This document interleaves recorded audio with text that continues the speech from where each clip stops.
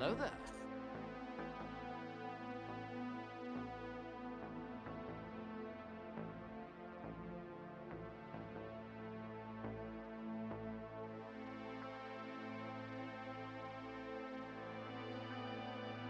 Hello there.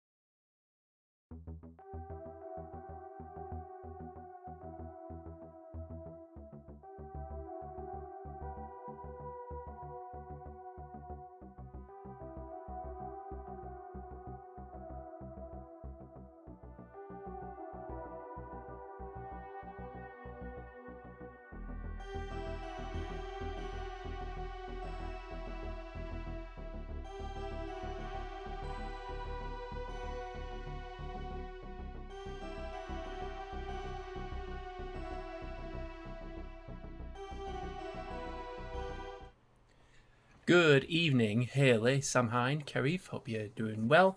Thankfully it's cooled down a bit over here now, but my house is still like a blooming greenhouse.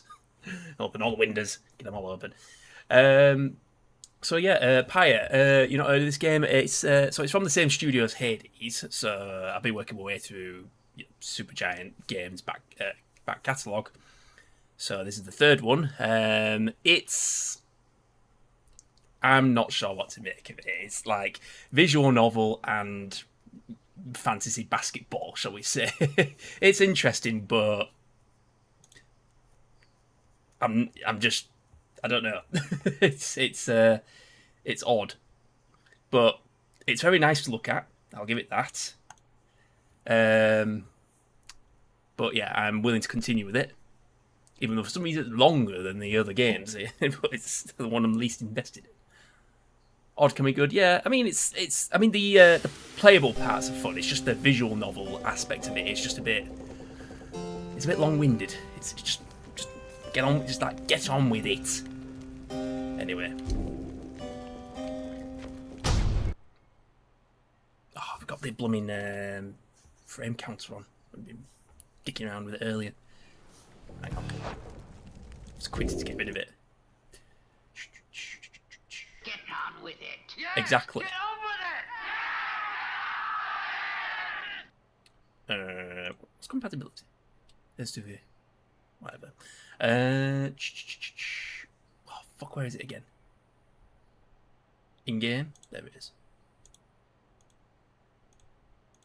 No, turn it off. Don't want it there.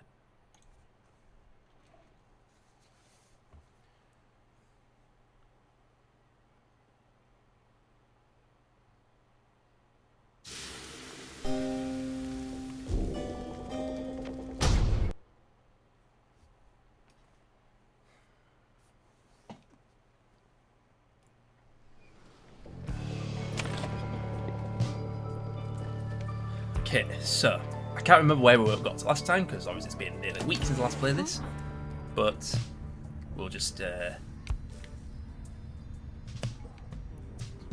be like, what? Oh, hi, mister. I'm so happy right now. What's me happy about? I'm happy because I was so worried about Mr. Hedwin for a while there, you know?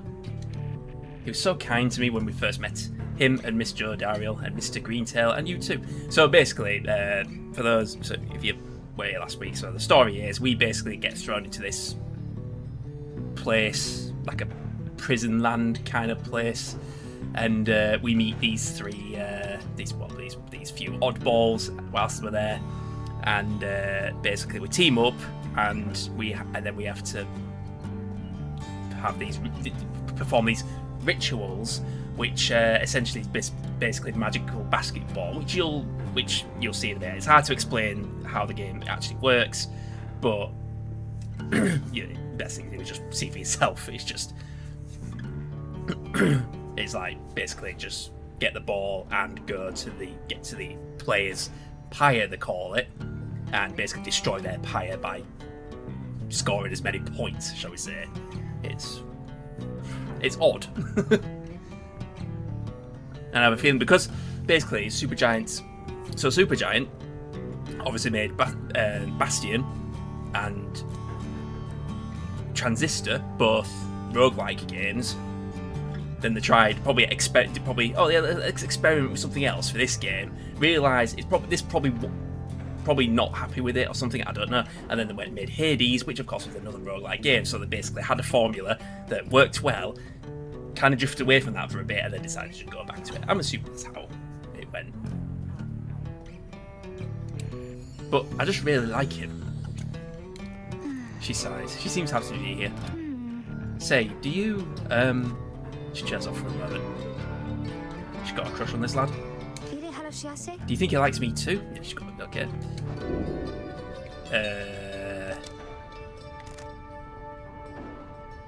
Encourage her.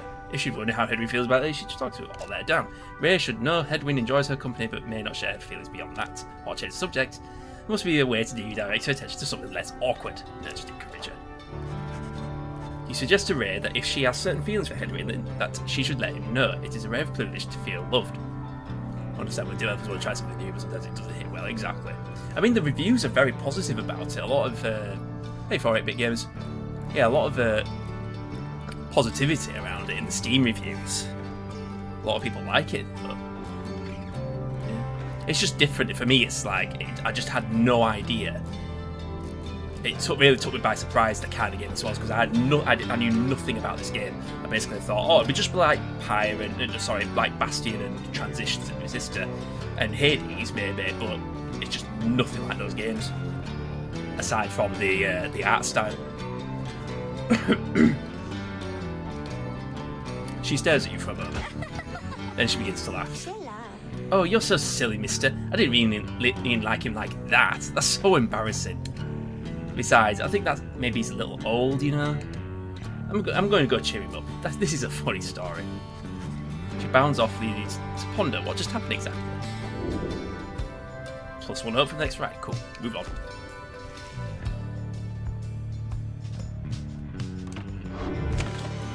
And continue the journey. So, why what? Excuse me.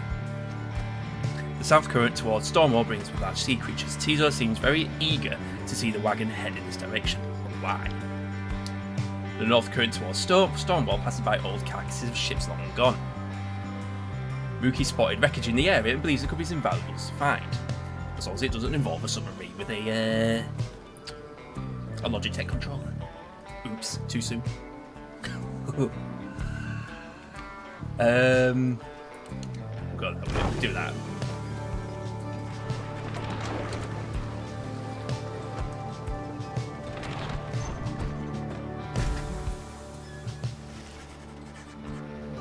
The remnants of the shattered fleet do little to raise the confidence of your companions, given that the massive deathless tempest rages to the north, not far from your position. What's that? A tempest raging in the Sea of Solace, seemingly for all eternity. The storm that arose after the death of the Sea Titan, unfathomed plurns, never has entirely subsided. We ought to be more concerned with that storm than in finding trinkets, Greentail. Oh, relax already, Jodie, and let me do my job. I don't show up when you're out there keeping watch and start telling you to come off it, do I? You interrupt me in the middle of my work no fewer than 4 times per day. They go on the list for some time before turning to you. Investigating the wreckage is going to take time, but you may find something to show for it.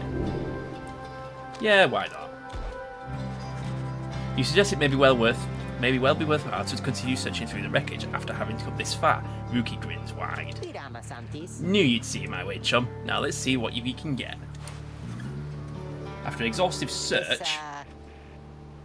sorry, chum. I think I was just chasing the refraction of the sun or something. There's nothing down there. Cool. Nice one. Joe Daryl fumes at all this, but said nothing. Lost hope for this. Great. Journey onward.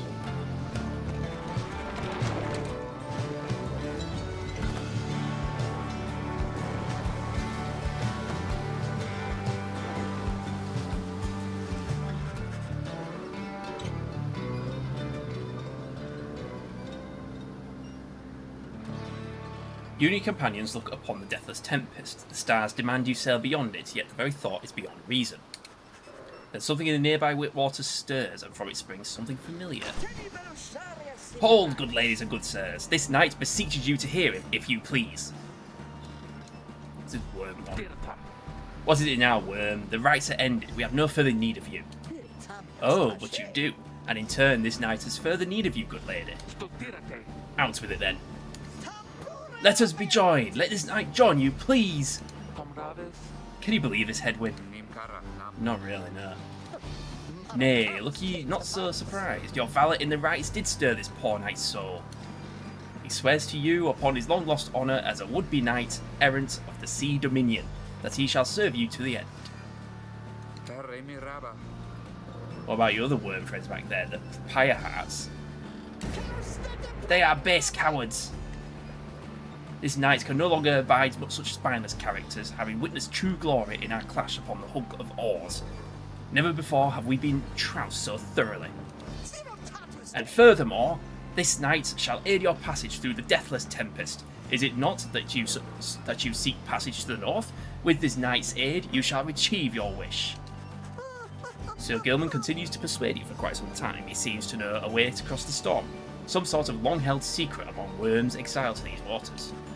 Joe Dyrrell pulls the rest of you aside after Hedwig gives her a look. Are you most sure that Sandalwood will want this thing along? Mostly sure. Sandalwood wants someone for each mask, and this one seems about as good as we're going to get. Joe Dyrrell glowers back at the worm, who tries his best to look presentable. Hedwyn is more gracious. He tells Sir Gilman that if he promises to help you across the deathless tempest, then he can come along for now. This knight is overjoyed, and he hereby swears to see you past the storm. Though first, this knight requires your consent. Give unto this knight your blessings in the name of the Nightwings, and thus shall he go forth. Beg pardon? As you begin to say something in response, Sir Gilman cries out in triumph. He vanishes into the depths, yet through this close encounter with him, you cling to some sense of where he is going, and what he intends to do. Sir Gilman is determined to help you cross the desert, help see his mission through. So, what's this involved then?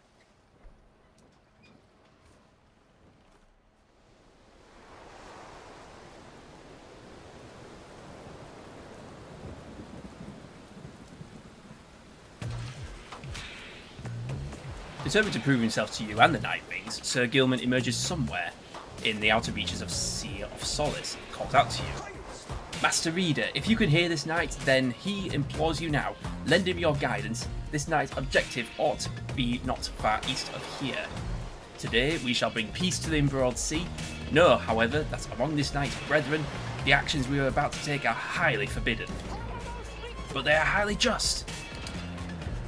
Thus, Sir Gilman sets forth to quell the storm that rages to the north. Traverse the reef. Alright then. So we have got jump, and we've got slash, and we've got slither. Okay, cool. So, what do we need to do? Jump. So I guess this is something a bit different, I guess. Hark! Yonder lie the foul spawn of unfathomed plurns, boiling the sea with their wrath. Exiled worms within these waters long have harboured these abominations, using them to bar passage through the downsized channels for any save this knight's own kind. Begone now from here, frayed fiends. This knight shall finish what the Underking Oars started.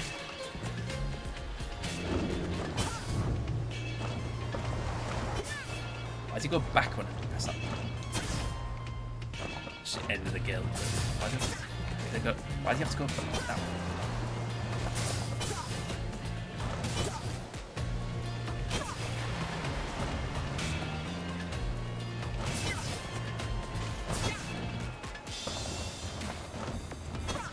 I'm not doing it.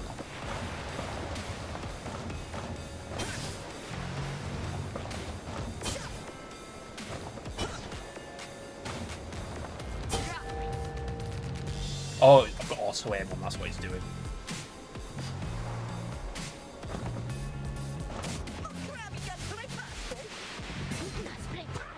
Hold it right there, you traitorous slug. How dare you turn your back on this knight, to your superior?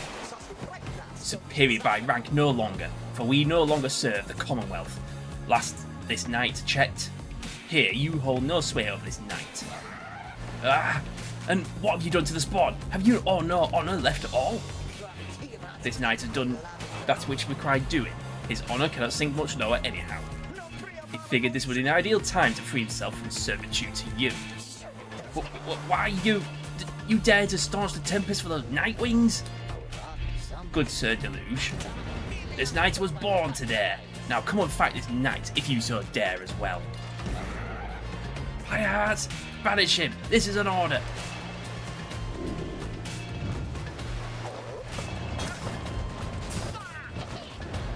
You see, Gilman, you shall ever be inferior, even among the weakest of our kind. Gilman? Where'd you go? Gilman? Gilman! Sir Gilman's banishment served as the perfect ruse for him to elude his adversaries and return to his newfound allies. Oh, okay. This knight would say it was an honour serving you, Sir Deluge, but that would be a bald-faced lie, and yet another stain upon his blackened reputation. Until we meet again. Wait, you lowly traitor! This knight will have your head, Gilman!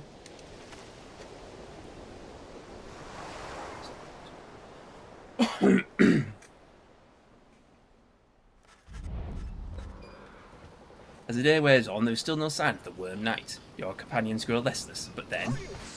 Hail! This knight returns with newfound tales to tell, and new scars to show for them. Sir Gilman is sopping wet and visibly shaken. He struggles to maintain decorum. He is, in short, the very image of the Worm Knight. And more importantly, that little Tempest ought no longer pose a threat for now. Behold! As if on cue, the deathless Tempest begins to simmer and subside.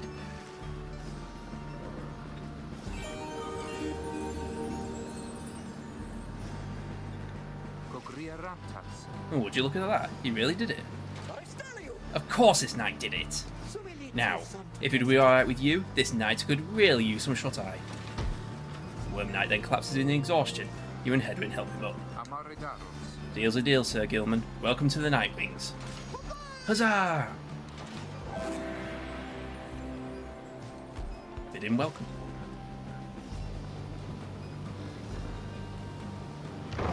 Alright, let's go.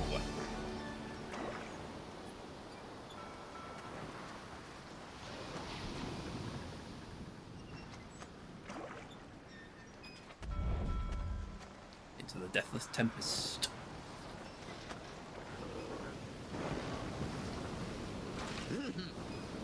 With Sir Gilman's aid, you managed to breach the Tempest.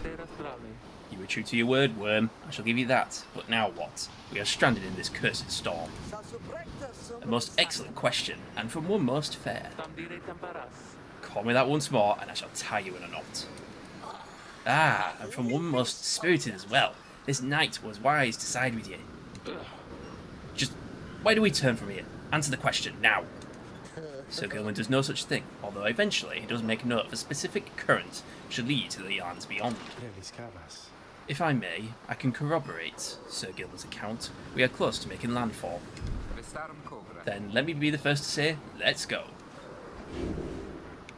Voyage onward. Say, Tariq? Aye, Rookie, what is it? That loot you've always carrying around. You know how to play that thing, don't you? Why, I suppose I do. Good, because I was thinking it's a little gloomy here. We could use a little tune to light up the mood, know what I mean? Aye, then let me see what I can do.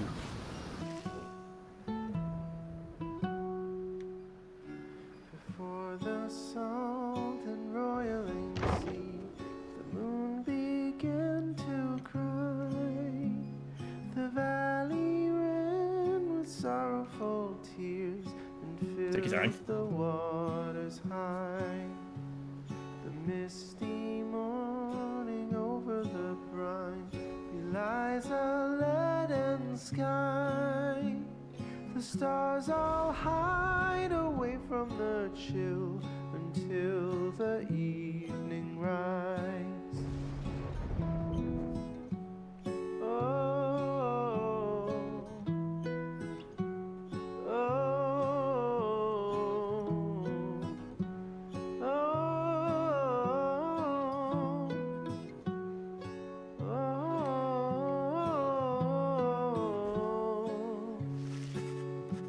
At last your wagon rumbles onto solid jagged ground, the land called Black Basin.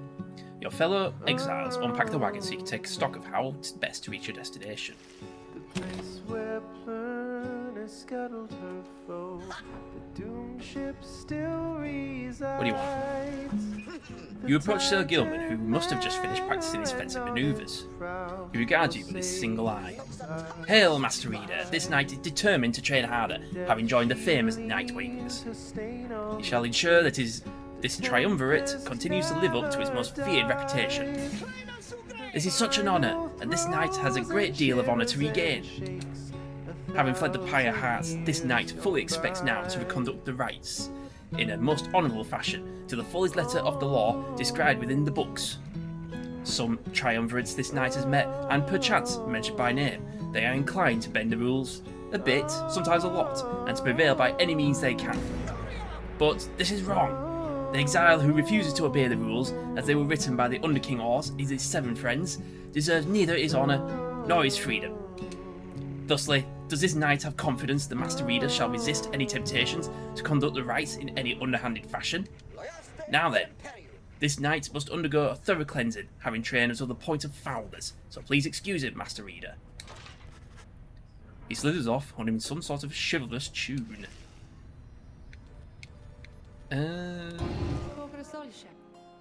I sense my lovely reader's returned, then. Then how may I assist you? I want to... None of your fellow exiles worthy of her time right now. When will it be worth her time? Okay, let's do a practice ride just to... I need to jog my memory.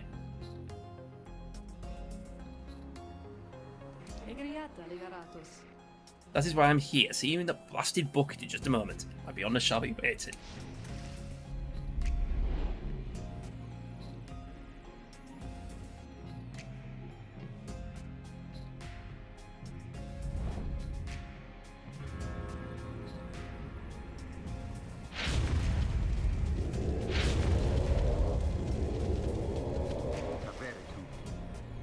This place. So we're back. Look there, our host approaches. Sandra appears and looks upon your fellow exiles. Welcome to the practice rites. Thanks, great to be back. Love the decor, honest. Silence, Kerr. You are fortunate your readers have summoned you again. Could use a little discipline. Now, come forth and let us see how capable you are. In the practice rites, no enlightenment is awarded. You may train here with your fellow exiles as much as you wish. Or press start to return the magnet.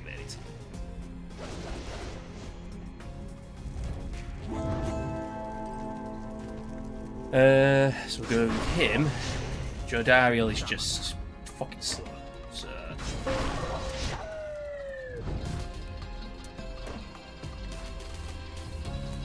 But what's this guy got? So he's quicker. I think we'll go with him.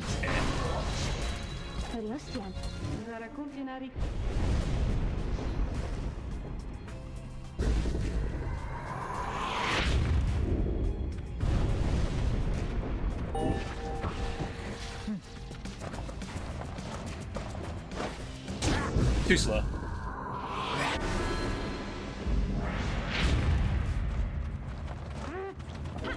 I've already forgotten how to play the game. No. Oh, there's a blocking thingy. Right, I've got it. Oh shit. Right, I understand now. I understand. Got it.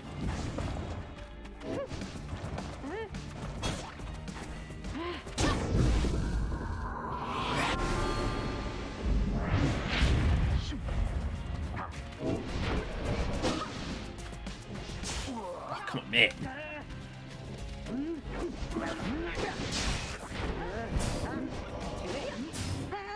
Balls.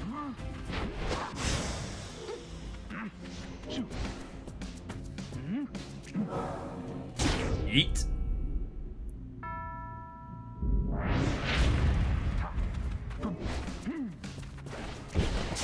Motherfucker.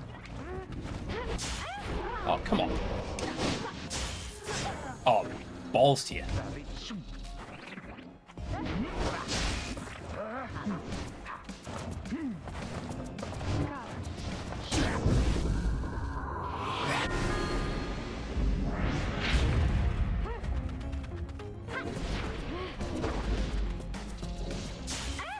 We nearly had it.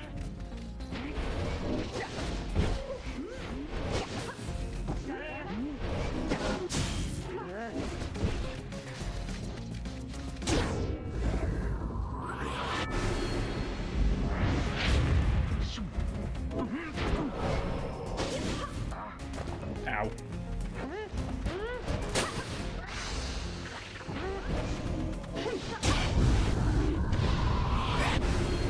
Winner.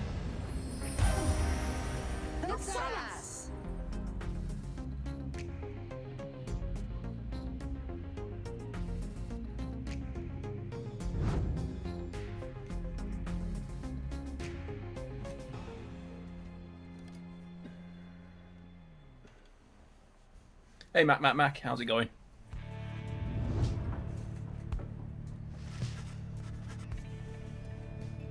Your vision returns as the effects of the Beyond the Crystal dissipate. Time seems to have stood still while you experience the vision.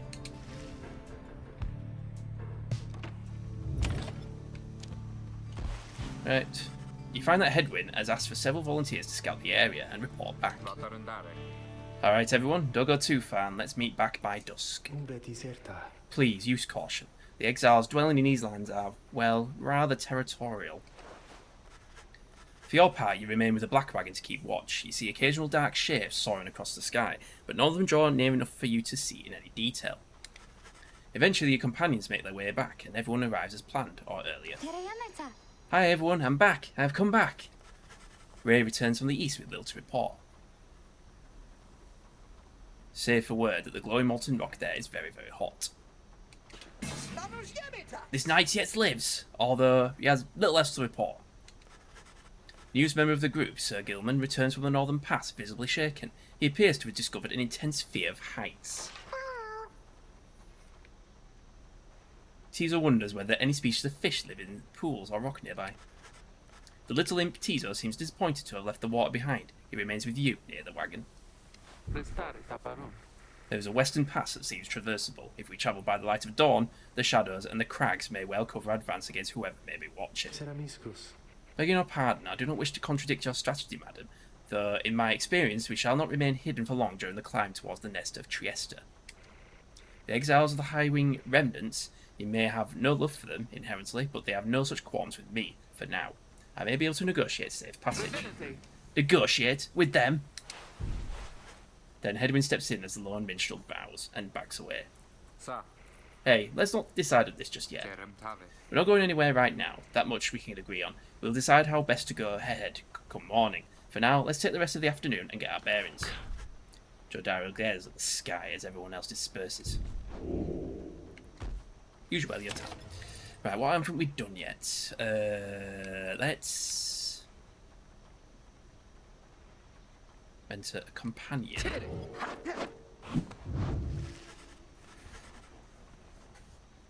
Having gleaned knowledge from the Book of Rites, you can impart some of its teachings, as each exile's path towards enlightenment is personal, and you have to deal with mental at a time. Let's mentor Ray. Me? Oh, of course. Please tell me something I don't know, for there's lots of it. Illustrate to Ray some of the intricacies of the rites, focusing on how well all three in the triumvirate can move and act as one of a mind. You essentially grasp some of the concepts.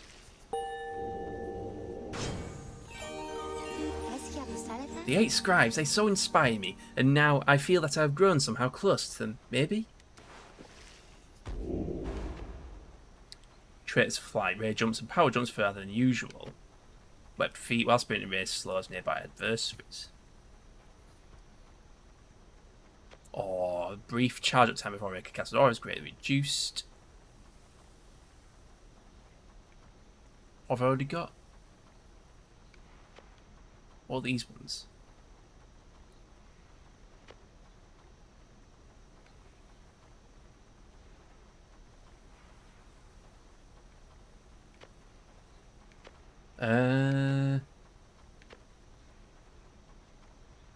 I think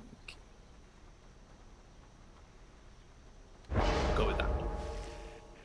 The teachings of the 8 scribes. I hear them now less faintly than before.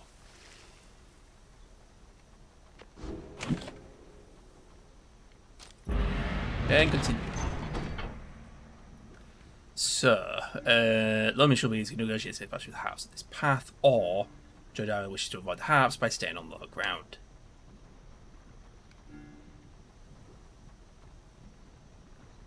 I think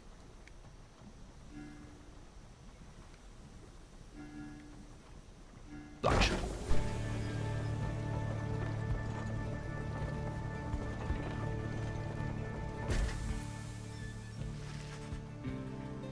The shattered lands of Black Shore prove difficult to traverse for the Black Wagon. Jodariel searches for a solid path forward to little avail. Fee on these blasted lands, how are we to proceed through this? Perhaps I may be of some assistance. This place is not so unfamiliar to me, nor are its hidden denizens.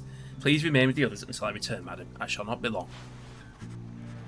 The minstrel disappears into the cliffs before Jodariel can protest. In the meantime, you and she continue to watch, scented unseen eyes. The last time that one disappeared on us, we searched for him for days. But this time, he soon returns. I have secured safe passage through the nest of Trieste. We may proceed. Secured safe passage with whom exactly? Just then, a winged woman dives down from the sky. She looks Jodariel up and down, and then she soars away without a word. The lone minstrel says nothing more either. Jodariel's scowl deepens. For centuries, the Commonwealth withstood the high-wing remnants, treacherous assaults thanks to soldiers such as she. Lost finest for her. God damn it. It's a good thing I'm not using you because you're fucking slow as shit, mate. What the shit is that? At last you arrive at Nest of Trieste, where the next rite is soon to commence. You cannot shake the feeling that unseen eyes watched your wagon's ascent and remain watching now.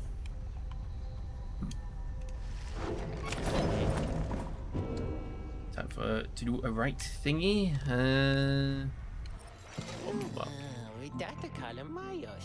Blah blah blah, whatever.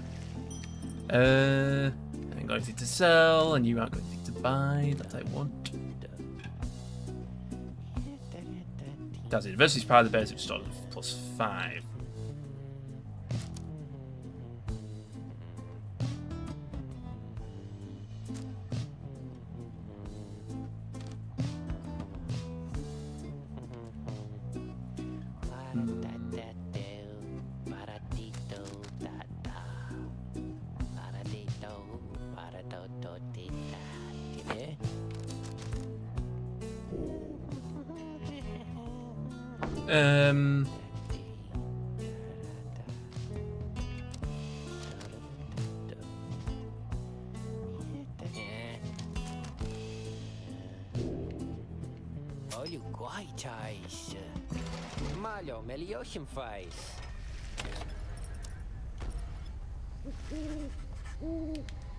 You and your fellow exiles gather on the blasted lands called the Nest of Trieste, expecting the imminent commencement of the rites.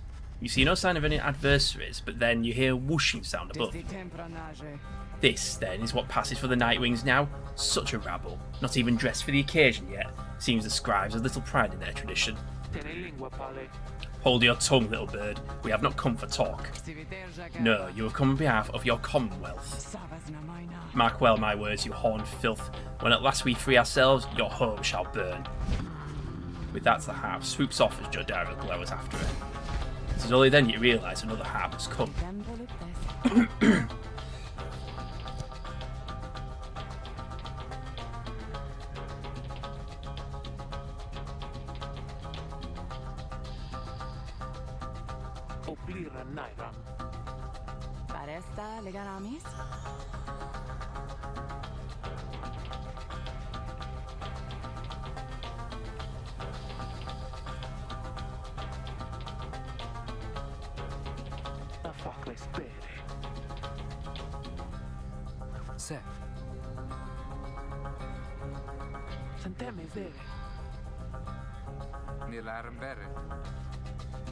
San segura estás.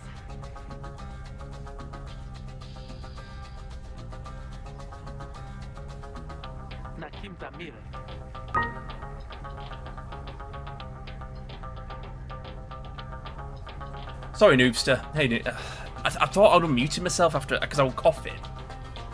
Ugh, Jesus. I thought I'd unmute it, I must not have pressed the button properly. How long's the chat been? No, it was just like a minute or so. I muted my mic to cough. Thought I'd press the button again, and it turns out I did not press that button. You were set our course thus far, and I have followed, so do as you must. That Sandalwood had better have an explanation for all this. Joe Daryl storms off and Headwind turns to you. What's your take on this one, my friend? Our informant wants someone for each mask. I hadn't expected to be run into a harp, yet here she is. What are you getting from her?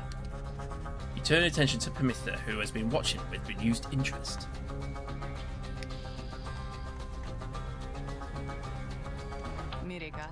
Ah, a reader, are you? Pleasure to make your acquaintance, darling.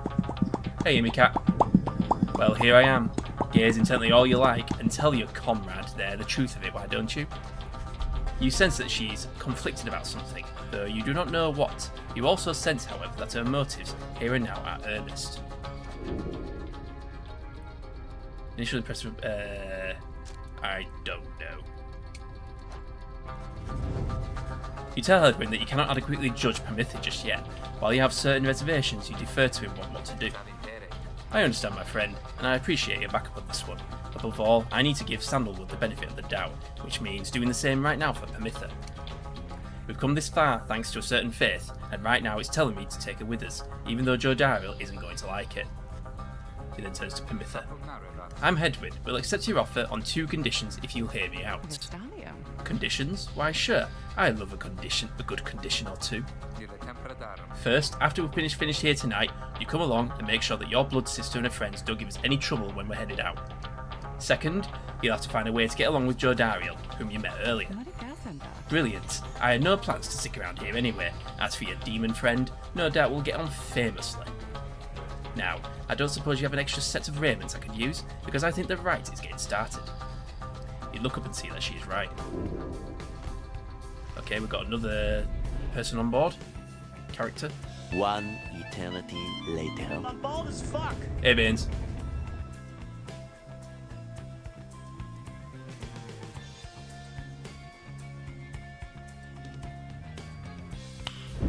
Reader, I thought for sure the stars would have eluded you by now.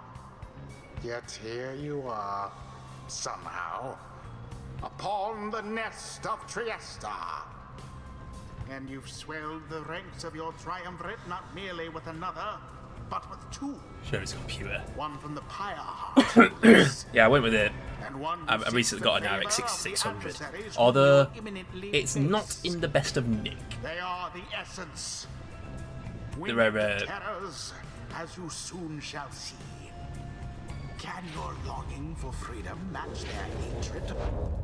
Yeah, it's in some games. I mean, the thing is, I put a bid on, a low bid. I just thought I'll lowball it. I didn't expect to win it. I won it. And then I realised I did not read the description. Read description, found that it shows artifacts in games. I was like, oh fuck. So obviously I was just like, well, I've won the bid. I'm not going to be that guy who doesn't, pay for something he's won on eBay. So I just paid for it. It wasn't much. It was like £115 plus including postage. Given that about 150 quid typically second hand, and and fortunately it doesn't. It only shows artifacts in some games, not all of them, just some.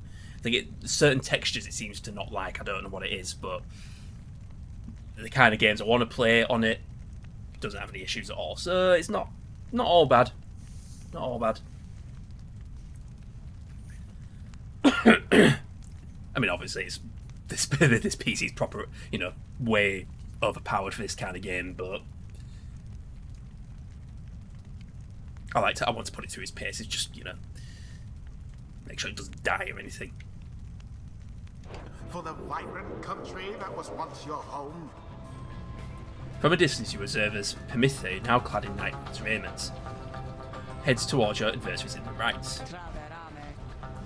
What sort of heathen harp would dare take a wing against us? Your new companion then loosened the bindings on her mask. Hello there, Tamitha. Pamitha's blood sister stares back at her a while before responding. What in the saint's name are you doing here with them? Doubtless come to dig your talons in my back again. No, sister, I've come to have a word with you. Save it. I cannot help but share your poisoned blood, but I shan't ever count you as my sister. You expect me to believe that you came all this way for talk? You waste your time as ever. What's life if not a waste of time, dear sister? Give me a chance, why don't you? What do you even have to lose anymore? Besides, I've come a long way. Silence. You shan't have come here, and the time for talk is long since past. If only you could see yourself. Again, consorting with my enemies. Fine then, savour their defeat, but I warn you, stay away from me. Pyre says nothing more as her blood sister turns away again.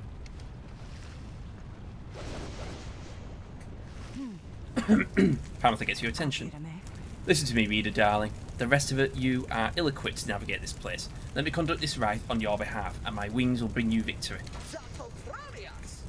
Dear lady, your words ring true. This knight is flattered that you have not eaten him, as is the tendency upon your kind. This knight hereby volunteers his post in the triumvirate for thee. Sir Gilman refuses to participate in the rites this night so that Pyre can face her sister. You observe the treacherous terrain. Pyre should be better suited to the rites here than the rest of you. So it's just Who shall 1v3. stand together here this night? Okay, whatever.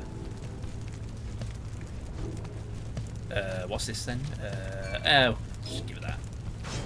Tamatha, Why, I thought you'd never ask there, darling. I accept. If the little bird is going to conduct the rites for us, then I shall not. Fine, whatever. Hedwin, You can count on me, my friend. And... the girl. Ruki, Huh? Oh, yeah, you got it, chum. the choice is cast. Come on then, sister. Perhaps when we finish here, you'll spare a moment of your time. I shan't be tricked by you again, Pyre. How poetic that we meet here in the downside. I can think of nowhere else. I would rather see you rot for what you did to our people and to me. What does that mean? Pyre seems to sense your presence and then catches your attention. Hello there, reader darling. If I'm to be at your mercy in all this, I'd like it very much if you could minimise how often I am to wallow in a state of banishment. Quickly, let me show you what we sisters of the Highwind Remnants can do. Reader, you put yourself amidst a feud between two sisters? That seems entirely unwise. Even for you. Oh, right. Tread lightly around that exiled Pamatha. Her kind's all but forgotten Saint Triesta's grace.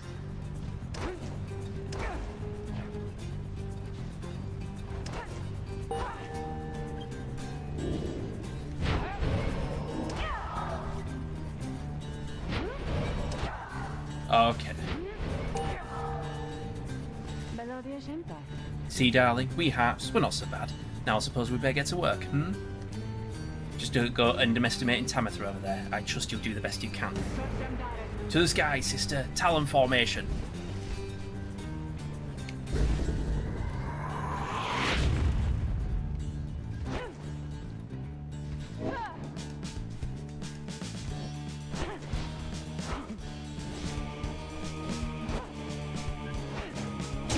The flame is stricken.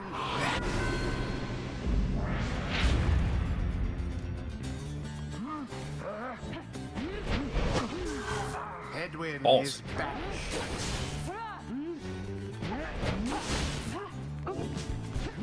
Come on, I say. Whoa, what you got?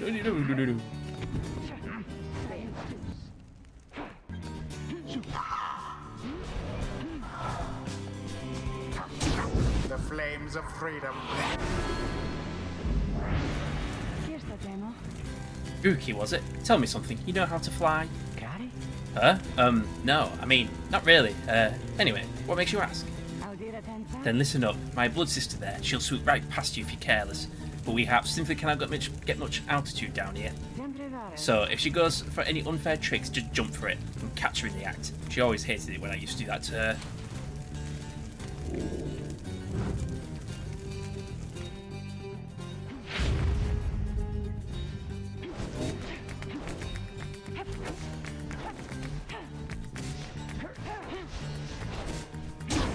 What? Such is the fury of the high-wing prince. Come on, don't make me do fucking tutorial stuff whilst we've got.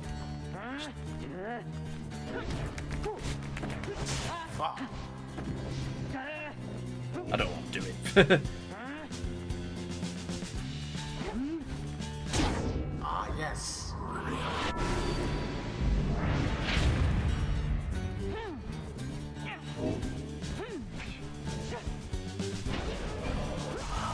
Oh, so close. Balls. Ouch. Remember everything which you hold dear.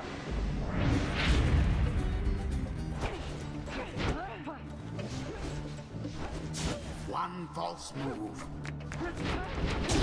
Your Oh, come on. flames grow weak. Screw you.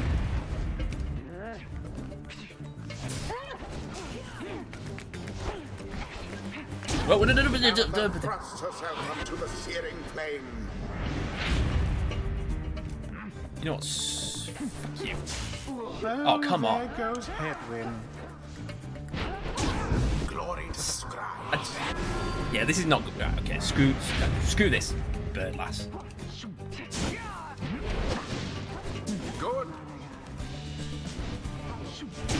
Glory to the scribes. Damn you, Pamatha. You are no true thing. To think that you have the gall to call me sister. After everything you wrought upon us. I hate to break it to you, Tamatha, but I don't think my actions, however much they hurt you, had any effect on our familial status. Look, I know I wronged you. That's why I'm here. You don't know my side of the story. Your side of the story? If I wanted to hear more lies and deceptions, I would have asked the Commonwealth to stay in my centres for a while. Well, if you come all this way to face me, Pamatha, then come and do it. You and me. You think that you see Pamatha shake her head. Everyone, stay back.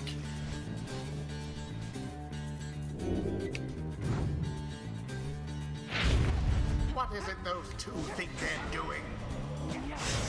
The rights are not the place to settle petty scores. Balls.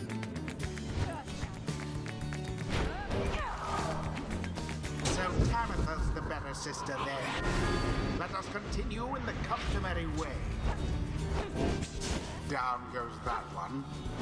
And it is done. Screw you. The Nightwings prevail. I thought for certain they would not. The right is ended. You Commonwealth filth. Only through that traitor's help could you have beaten us. You postpone the coming of our liberty, but we are ever patient, and our sisters on the other side shall have their day, with or without my aid. Tamatha, wait, please. You found good company there. You found good company there, Pamatha. May you wither here with them. I hope sincerely we shan't ever meet again. Pamatha stands motionless as her blood sister departs. Hey, she's gone. The rest of us are headed back. What about you? Sure, I don't see why not. The 8 scribes bless us with their ways. I used to think the scribes were just stuff of stories. For all of this really is their doing, isn't it? Alright,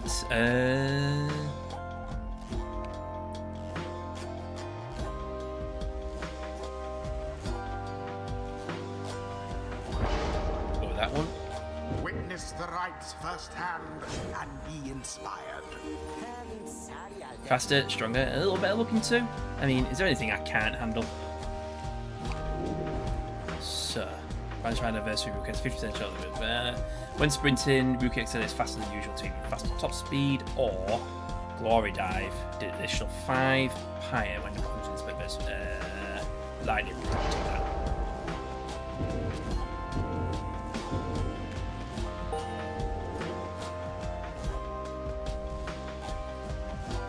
Until the next right.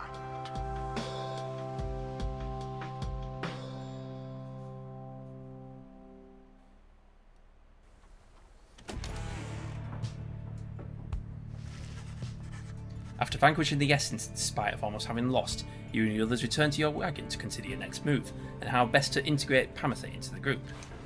temporale.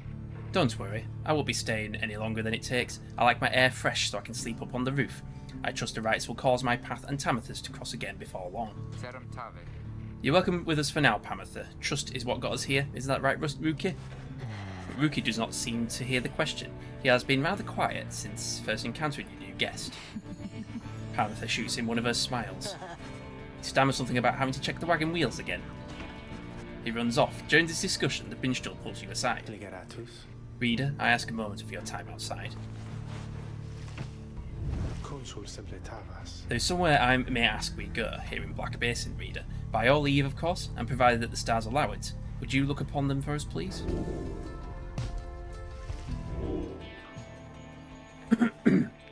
Radio.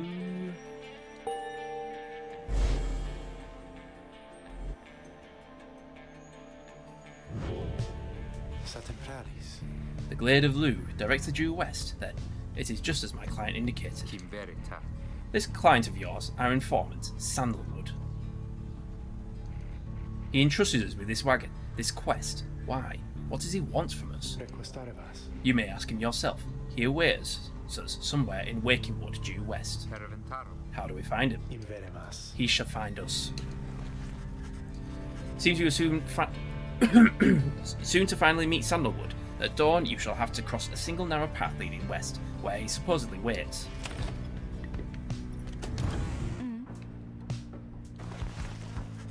You approach Pamitha, who has kept herself to herself since you joined your small band.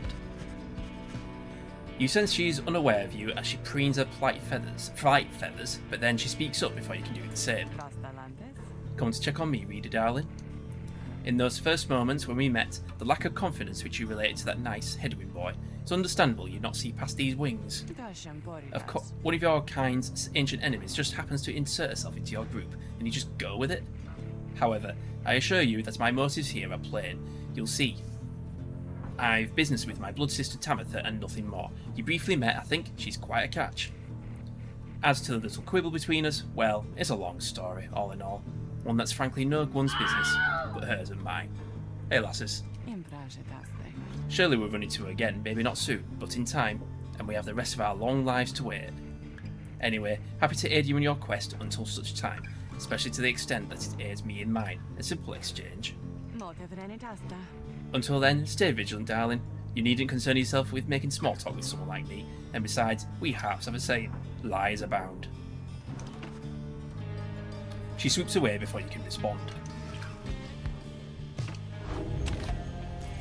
Moving on.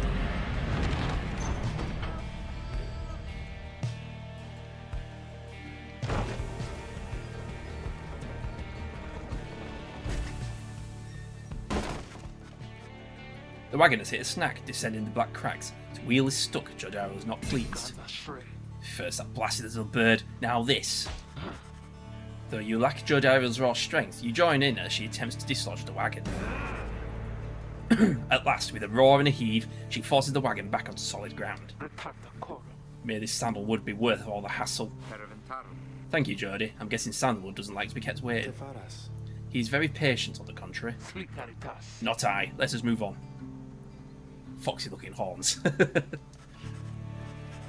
Soon the wagon is prepared to press onward down the jagged slopes toward Wakingwood. Your companions who explored ahead advise on which of the forked paths is best. How's it running? It's doing pretty well. I've been doing a lot of testing with it recently for my latest that reminds me, my latest YouTube video's gone out. wait, on this PC. Hang on a minute, I need to change that. I always forget to bloody change it. But yeah, I've done a video on gaming on Linux. It's pretty impressive. I mean, obviously not all games work, but pretty much most of the games I tried did work.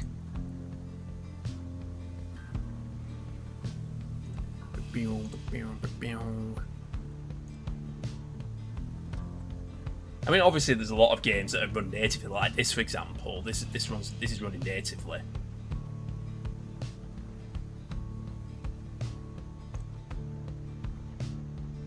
But at the same time, like games that don't have a Linux version, they all just work fine. Like Cyberpunk works absolutely fine. Is that on Steam? Yeah, it's Steam. Cyberpunk works absolutely fine. Like Doom Eternal, Control, they all, you know, those newer games just all work fine.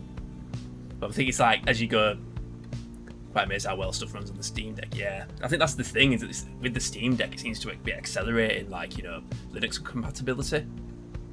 I mean, I think where I've struggled most is with older games. But I'm wondering if that's just down to I need to tinker around a bit more, try different like versions of Wine or something. But not that it really matters to me, because it's like the intention of this PC is to try, you know, play newer games.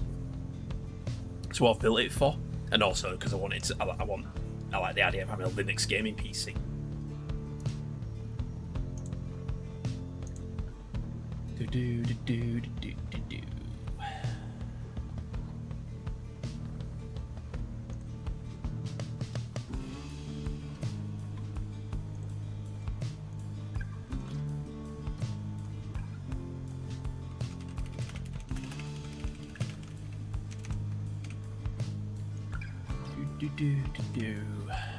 There we go.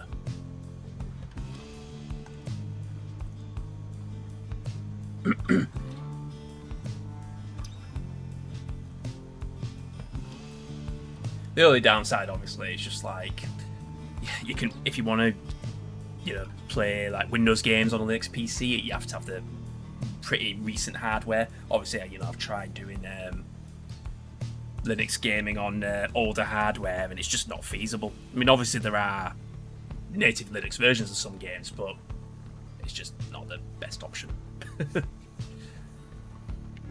But it was worth a shot. Right, where we're going next?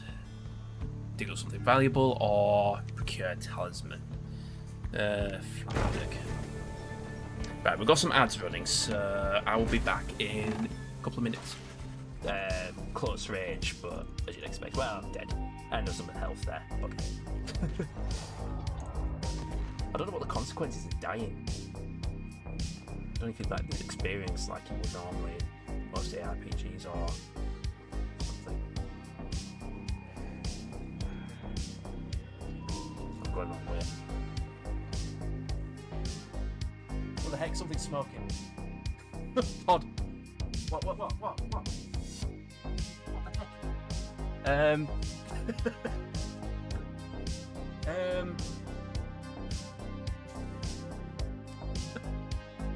What is my life?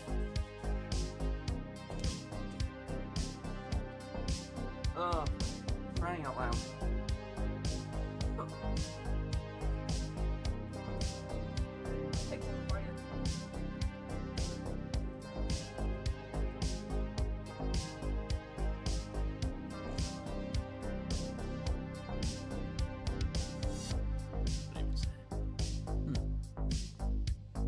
Found a link to the dilemma in some way, like the transformer left a squalor in cage. I can't remember what the deal is. That would explain why they're here.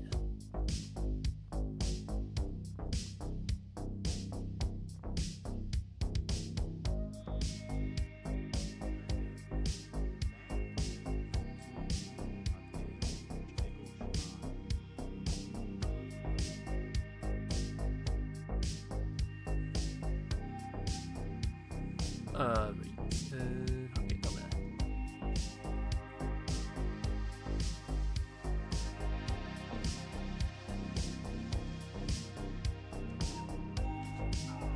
Well, that was stupid.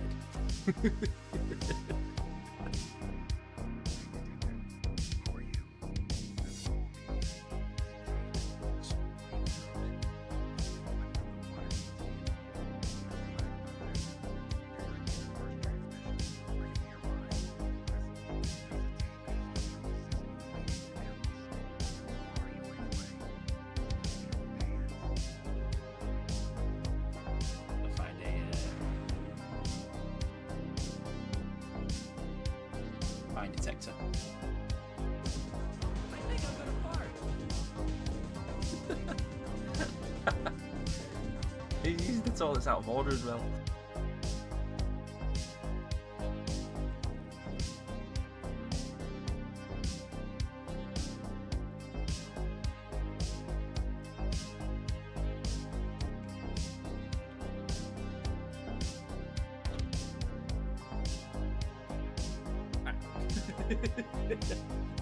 He's right there. And we're back. So Gilman is relieved at your decision to take the flatter of the two paths down the Black Crags, though nonetheless seems rather shaken by the steep trip down. Thanks, Gareth. What do I'm using controller? Duh. This knight mislikes these heights. For shame, Master Reader. You must take this knight for a common craven coward. He buries his head in the soil. When at last you coax him back up, you see that he has an item of some sort. Haha, this knight did have you fooled there, did he not? He explains how finding the item was his plan all along. Porous crystal. Fear highs remain. Journey onward.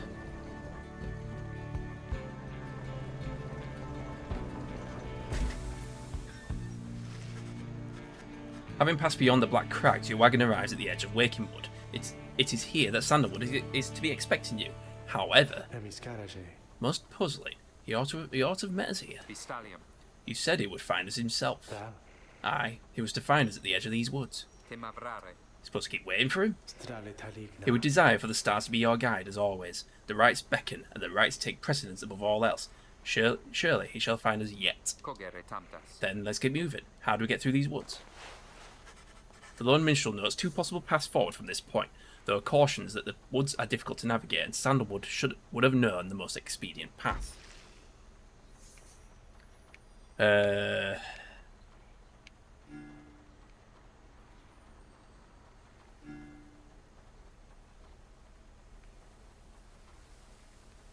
Needlefield.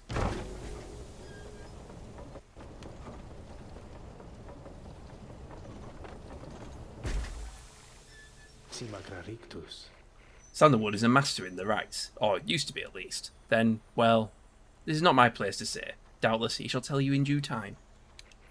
Now, if only we could find him. He used to mentor his own companions in the rights, not far from here. However, you find no trace of the informant anywhere nearby, and without his guidance, you remain quite lost in the woods. The woods seem to have encroached.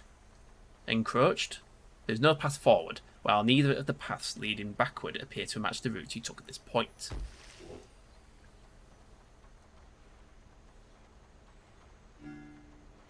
So, I guess we go back.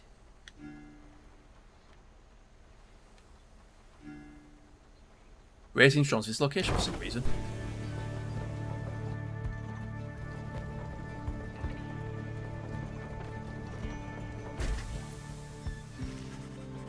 The woods are so disorienting at this point that you decide to break for camp and survey the surroundings for any clues.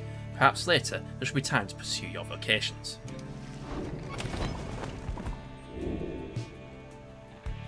Sift through the ashes. He was here. He was here. You mean Sandalwood? If I may ask, how can you be so certain?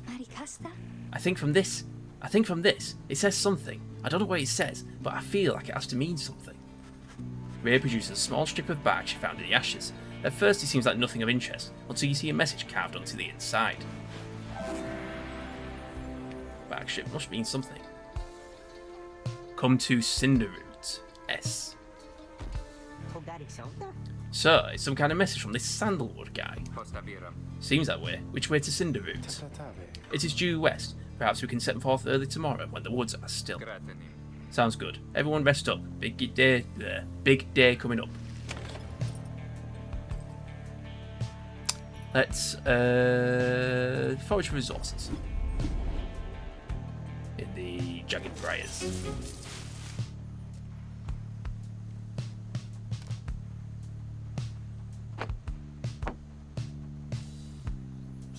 So, that the thing we found.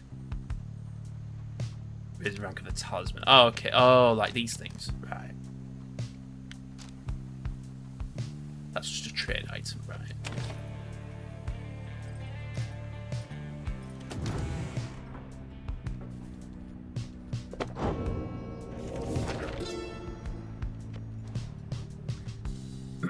My emperor lay there, bleeding and alone, standing in a bitter land beyond the river.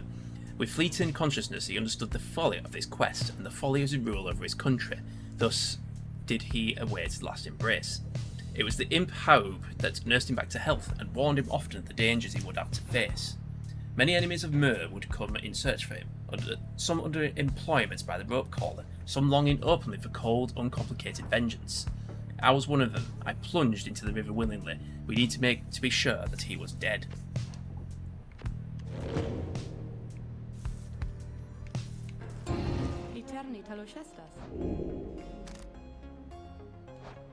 Got a scribe trial. Exactly, do you have in mind? Oh,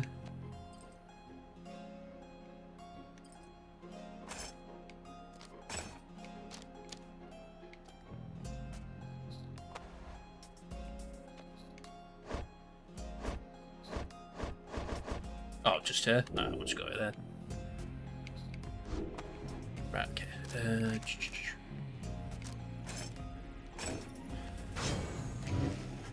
You asked Sandra to minister one of her special trials for Joe Dariel.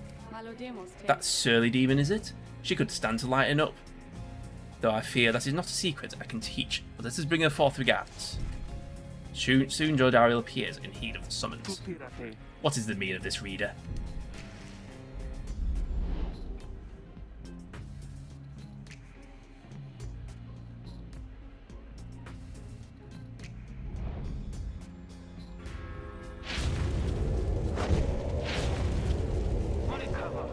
What is the meaning of this?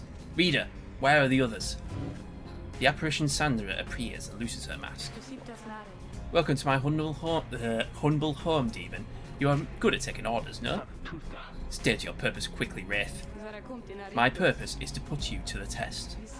You may be fearsome to behold, but you are old and slow. Your weaknesses perhaps outweigh your strengths, though I sorely wish to see you and your lovely reader prove me wrong. Old, she says. Very well.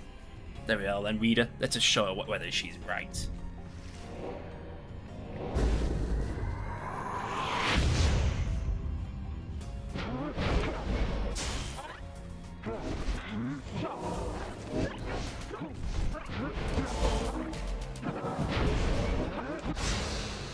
Oops. Well, that sucks.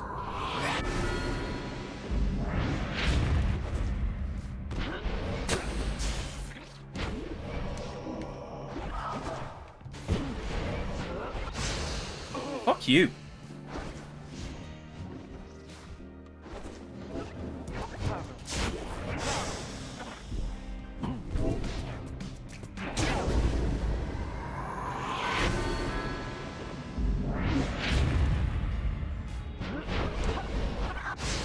Oh, come on.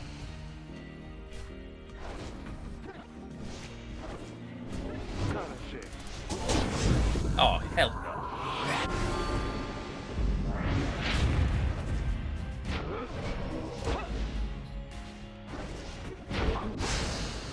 Meh.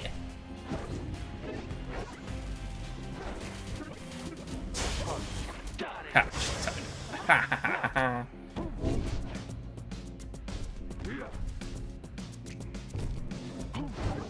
no! Fucking hell.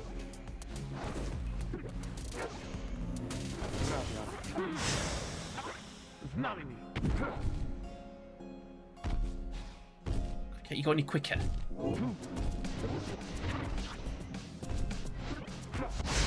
Oh, forget I can jump. Just stomp the shit out of him.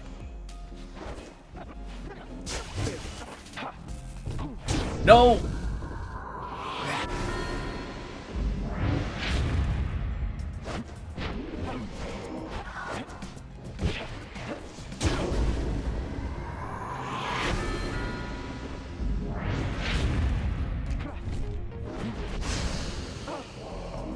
Ass.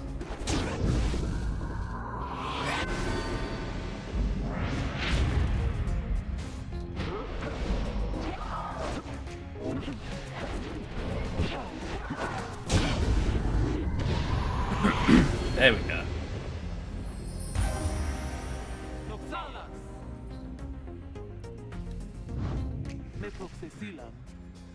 Are you satisfied now, Wraith? I am never satisfied, demon. However, your performance was sufficient and you passed my test. Thus, congratulations are in order to you and to your lovely reader. Now farewell.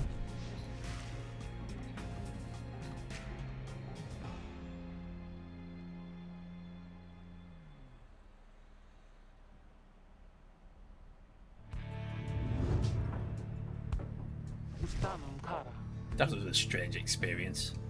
What do you have there, reader? Slime's horn for completing Jodile's trial. Jodile casts a rather further and faster than usual. Except the reward.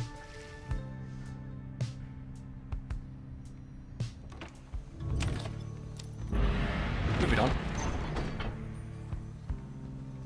Cinderroot.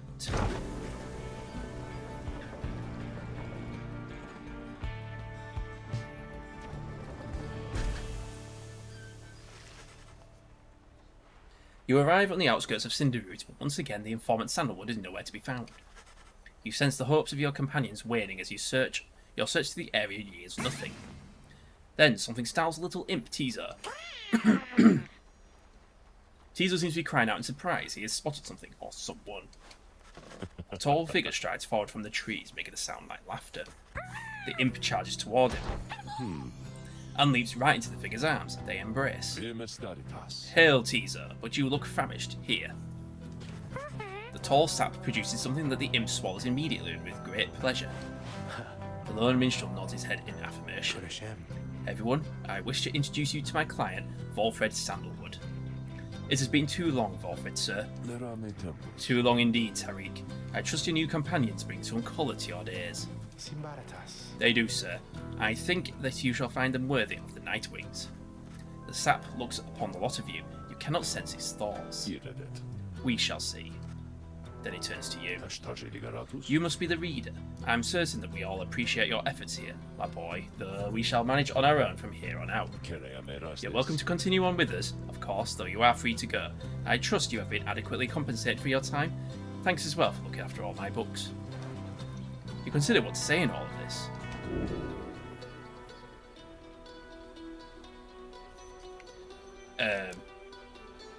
You can tell when you are no longer wanted, or remain silent. You have come this far as you brush aside by some strange sap. Being assured of your freedom, you categorically refuse to be cast aside so easily. You stand your ground, meeting Volfred's steady gaze, and assert to him that you do not feel your commitments to and from this group have yet been satisfied. Hold on. Volfred, sir, I'm Hedwyn. My companions and I are the ones who answered your call. We followed your signs, you left for us. Now we're here, thanks to you and also to this reader. Not just a reader, he is our friend, my friend. He's not disposable, we made him a promise and our freedoms are now intertwined. Volfred smirks at this. Freedom's not something to be traded or exchanged, my boy. I'd hoped that you'd come to grasp this much by now.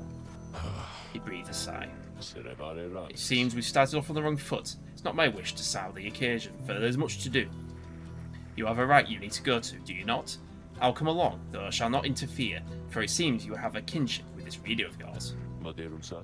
Now then, Tariq. Aye, Volfred, sir. Come, let's have a chat. Of course, sir. Volfred strides toward the black wagon, which must have belonged to him. You sense many conflicting emotions among your companions.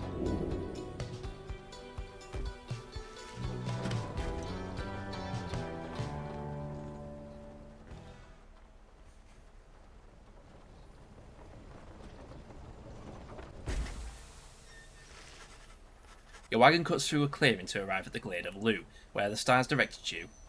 Volfred nods his approval but leaves everyone to their devices.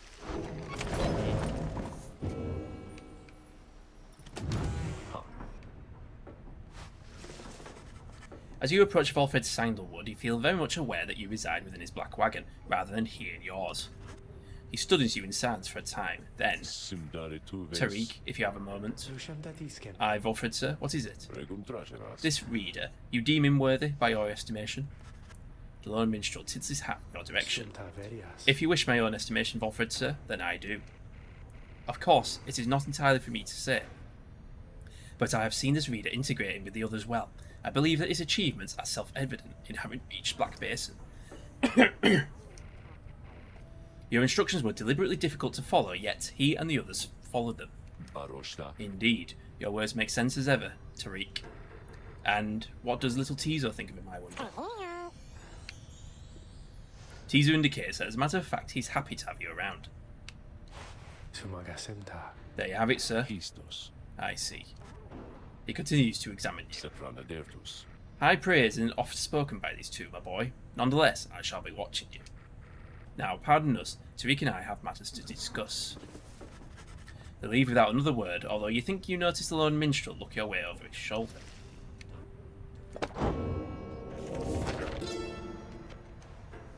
Emperor Mur, scarcely could I recognise him when I last found him.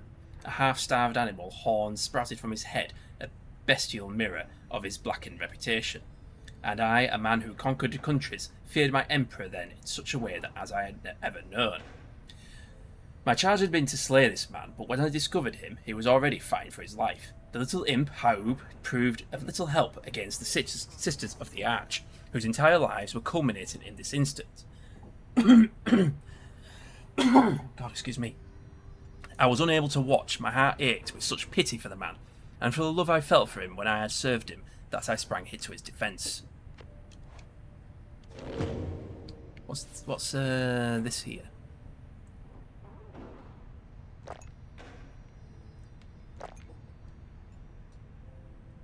Moonshine.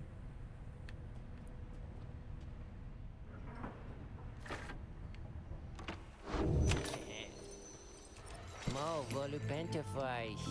Yeah. Just Dusheliamitas.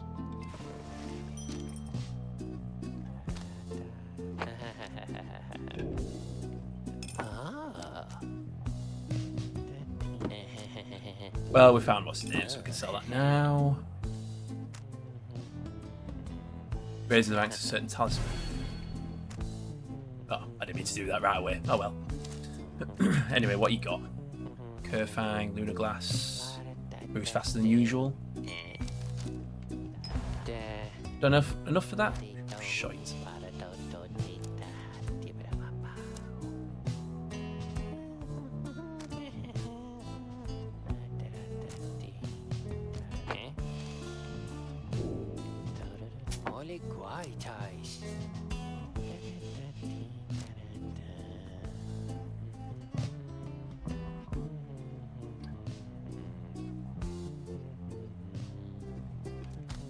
Nah.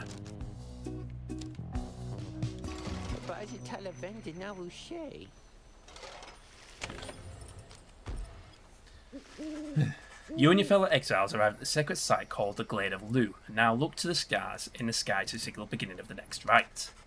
The woods about you bring a sense of tranquility you have felt not felt in quite some time. But then you notice one.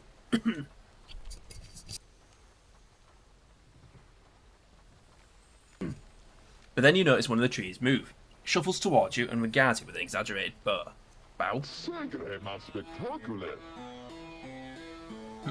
Well, goodness by the roots of Lu Sclorian, it would appear the rumours are correct. The Nightwings have returned. Oh, but where's my manners? One moment. Sap claws at his mask with his wispy fingers. Much better. H. Manly Tinderstaff at your service. Perhaps you've heard of me? My fellows and myself, you perhaps know us as the Chastity. We soon shall stand against you in the right. For now, I am just whiling away the time, making small talk. Now then, as I have introduced myself, your turns. To whom am I speaking? Then, in your mind's eye, you see Volfred and hear his voice. Manly Tinderstaff is not to be trusted. Reveal neither yourselves to him, nor me. Well? Beneath her mask, Jodariel stares back at him in silence. You suspect Volfred's message may have reached every member of the group. Why now? How very rude indeed. Well, fine, ignore me, but you do so at your peril.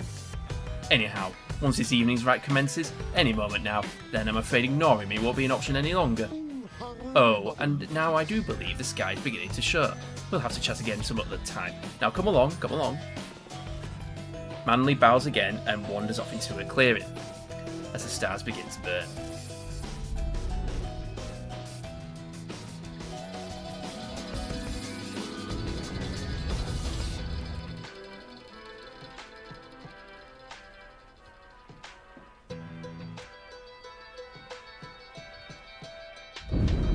once again, So I see what you mean with the stars visual. align Yeah. themselves before you, reader.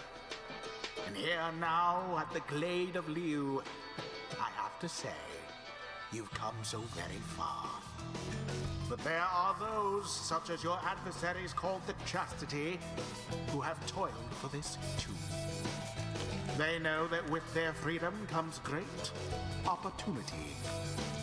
It could be yours instead. Please show the Chastity that the Nightwings are superior.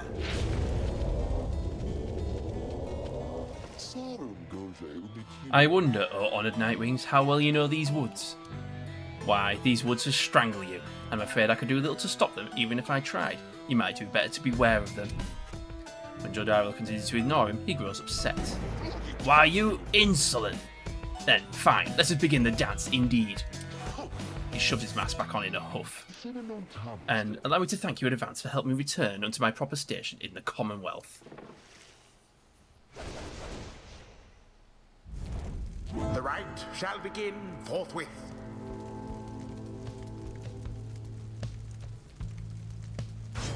Headwind.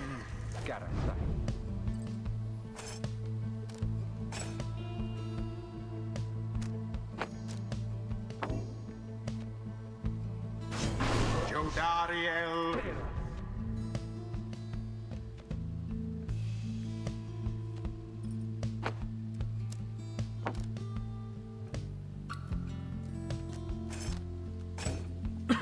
We go with the OG trio.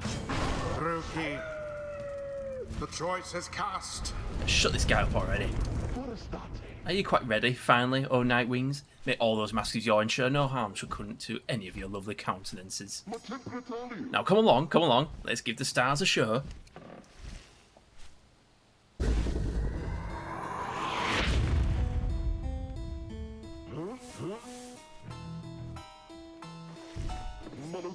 May I present to you Humboldt Manley Jr.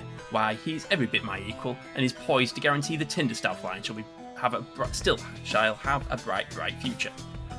He goes on and on about his sapling for a while. We've got to shut up already. Could not agree more.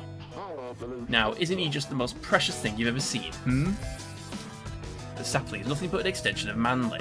If he is banished, and alright, just get on with it. Sapling should cease to trouble you as well. Manley and his offspring hold no small degree of influence within the Commonwealth, reader. There are many who would welcome his return. Already does your adversary's flame begin to flicker. Oh ho, what's this? Seems the woods themselves are closing in upon a little soiree. Oh, do be careful now. These grasping roots and vines, they may not hold you in such high esteem as I.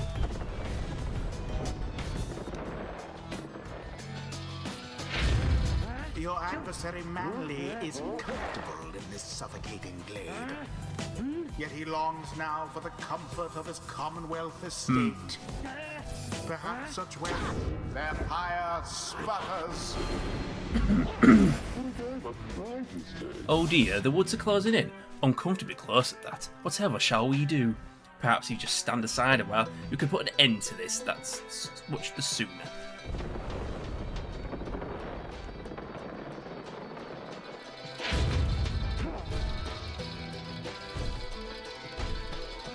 There!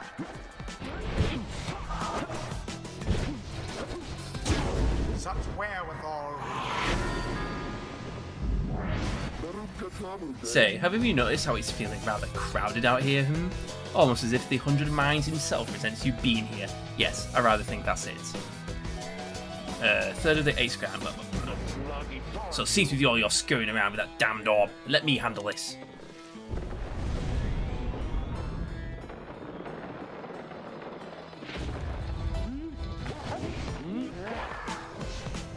Uh-oh. Oh, you mother...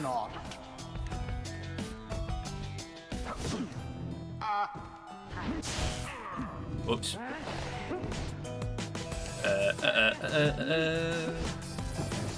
Oh, yeah, twat.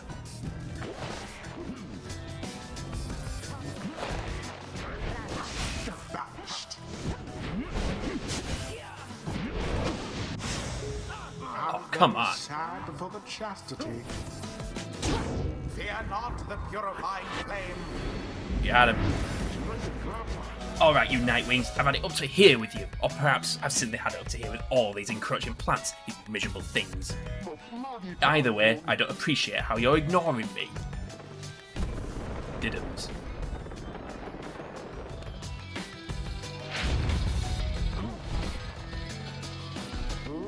Now then.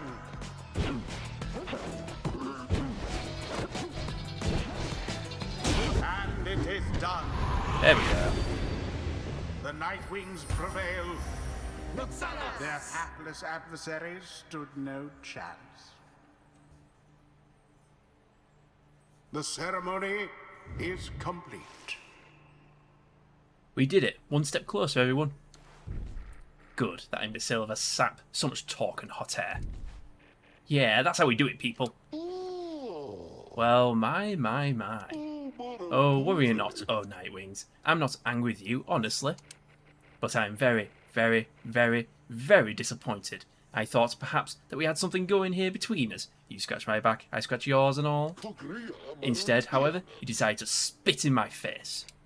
Fine, we'll have to see where all your rudeness gets you. Now, ta-ta. Always is there greater knowledge to be gained.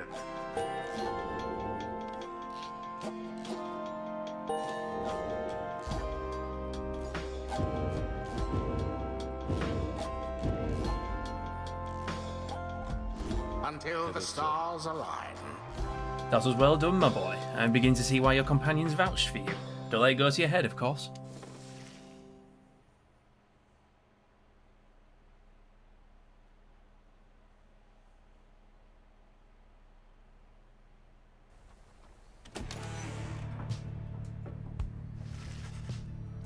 After defeating the Chastity, the decisive victory, you return to your wagon to consider your next As move. far as they profit, An adequate performance back there. Adequate? Yes, adequate. For the next part of our plan. Good, go there. Go, have your reader there consult the stars, see where they take you next. I'll give you a hint. It's further north, it's going to be high up.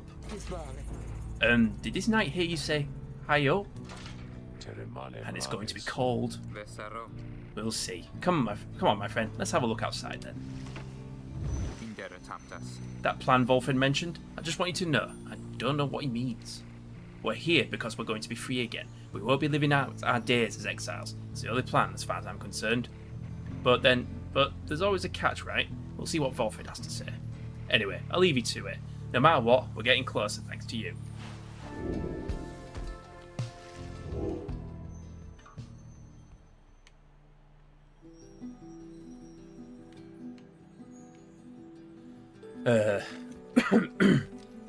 Highest mountain on the downside.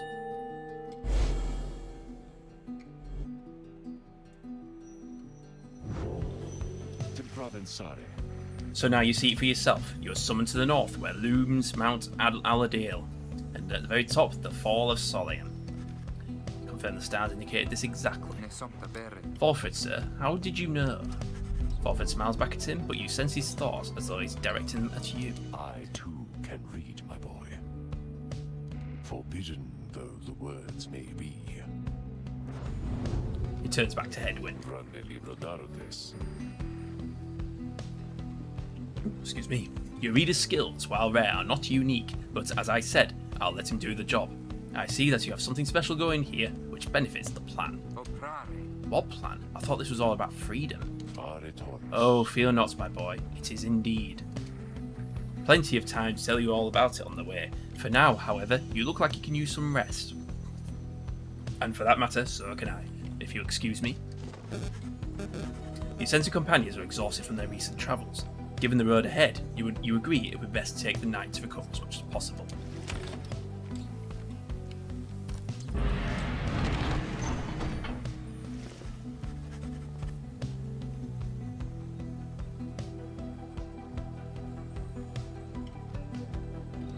At dawn, Volfred is already up. He reveals to you a pathway through the woods into the cold land to the north, beyond which lies your next destination.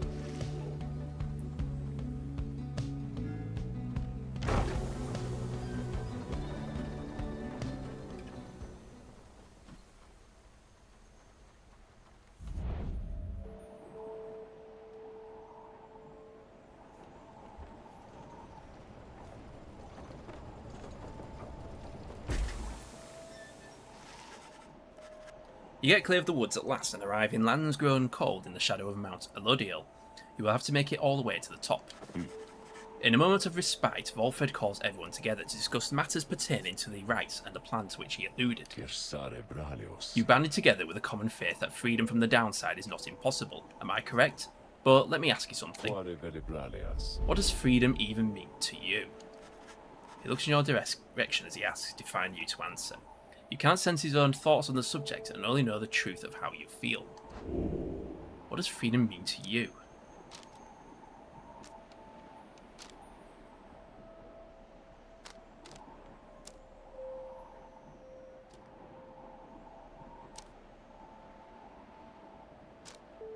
Is there no wrong answer? Going where you please. Remain silent. Not being forced to respond to such questions. Your thoughts of freedom are your own. You hold Volfred's gaze but do not answer him. You feel the tension growing, but at last he breaks the silence on his own. Sir, freedom means you can defy me, is that it? Well, I suppose it does. Or perhaps you haven't spared the subject any real thought. I don't know what you think I wish to hear. No matter, I pose the question to get you to think. He then turns his attention to the whole group. Now, let me tell you all what freedom means to me. Freedom means to live life without fear. To be able to indulge one's curiosities and passions, at least the ones that cause no harm to others, without the constant threat of judgment and reprisal.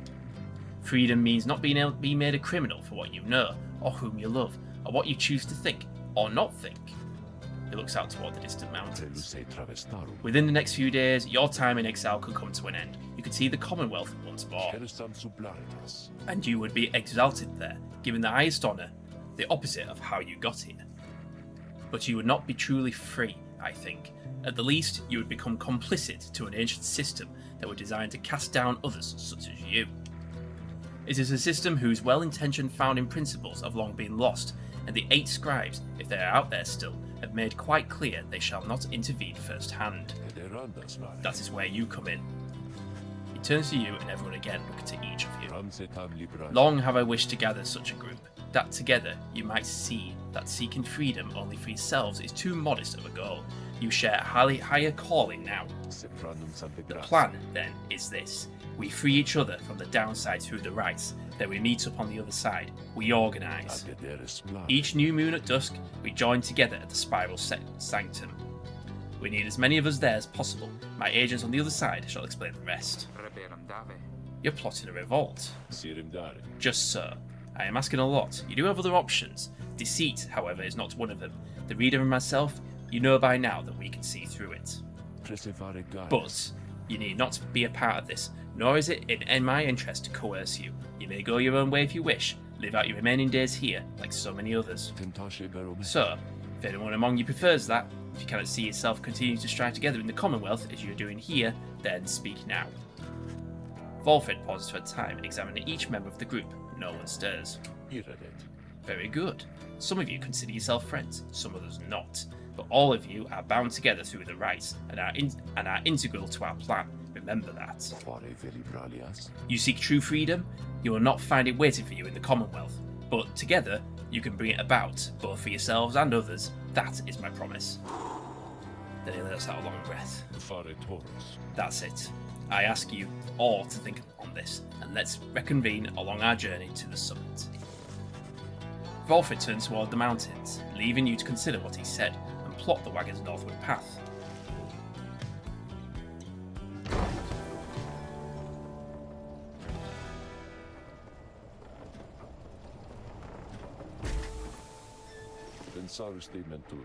Beyond lies Mount Elodiel. I suggest we make camp here at the base of the mountain, for we shall need our spirits and our strength to make the ascent.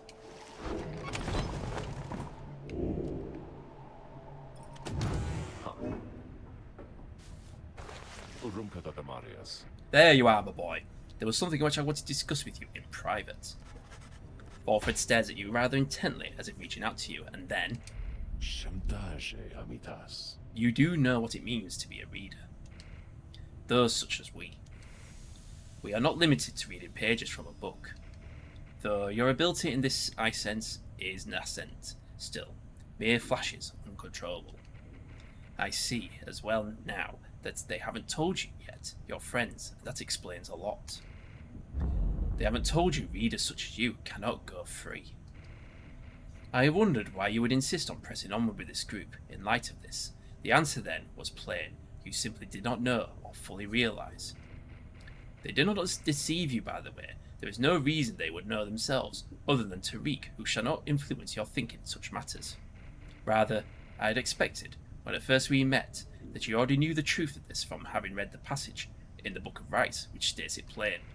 Only those who shall conduct the rites firsthand shall walk the path toward enlightenment and become eligible to regain their freedom. Perhaps you have not got into that part just yet. Volfed breaks free from you and looks at you again, then he speaks to you as normal. It is plain that you are not in adequate condition to conduct the rites. This group values you as reader.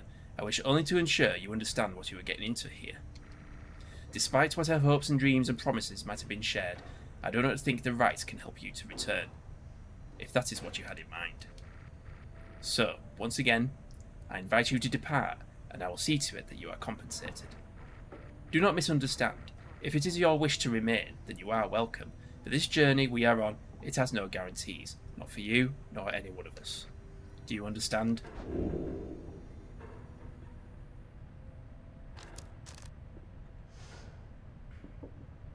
Said nothing.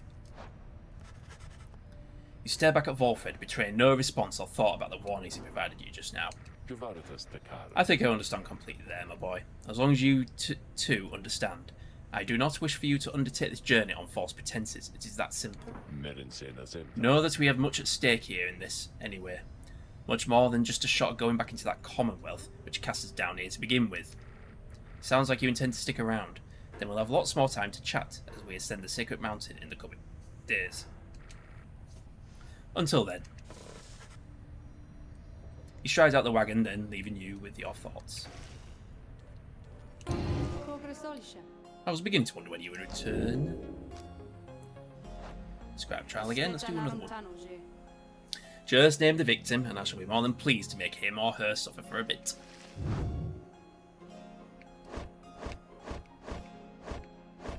So we're going with Headwind. Oh, you must mean that nomad boy. So innocent, that one. I should have a lot of work to do with him. Then let us bring him forth. Henry appears in heed of the summons. Hey, my friend, what's going on?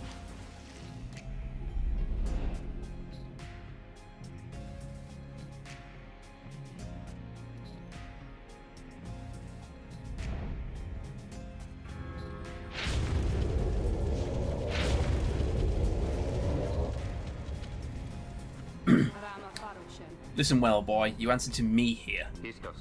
Understood. You are a fool. Do not talk back at me. Your reliance on your friends is such a burden upon them. Let us see what you can do without their aid, save for that your lovely reader there.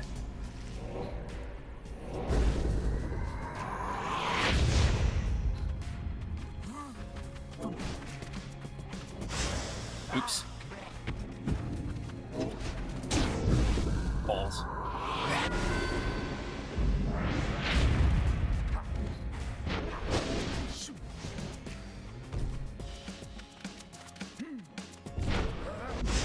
Oh, come on.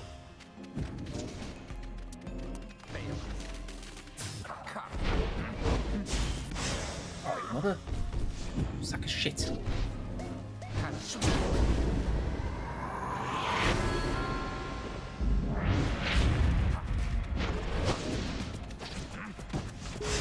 Oh, come on.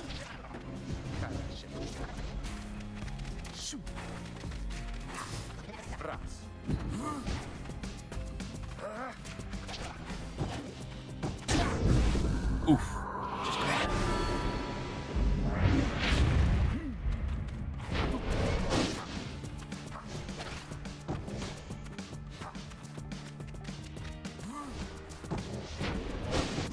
Oh, balls.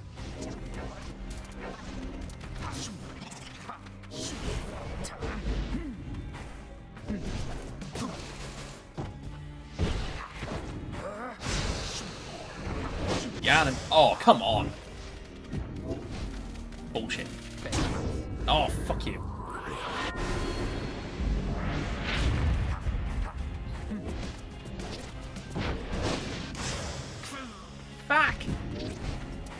Oh man, come on.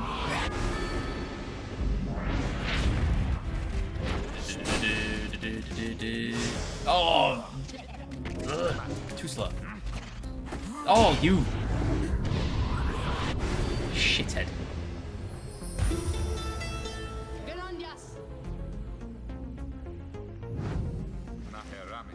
That did not go well. Pitiful. The nomad is all spark and no fire. I would tell you not to waste my time, boy, but the truth is that my time is there for you to waste. Summon me when you're feeling more prepared. Yes, we can do better. Try again.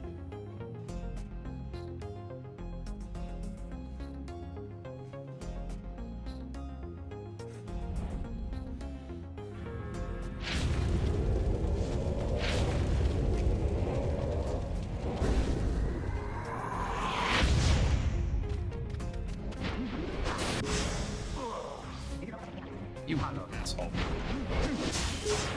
Oh, come on. Oh, jeez, man. Oh.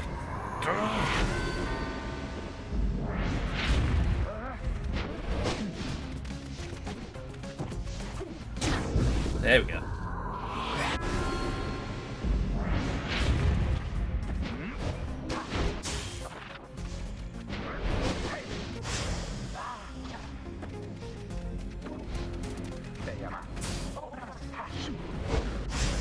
Oh, get fucked.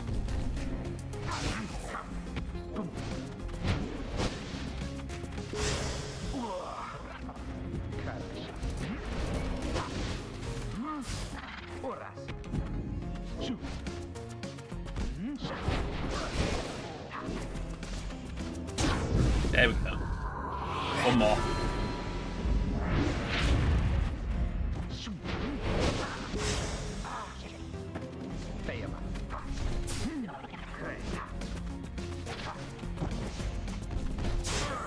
Ah, balls to you.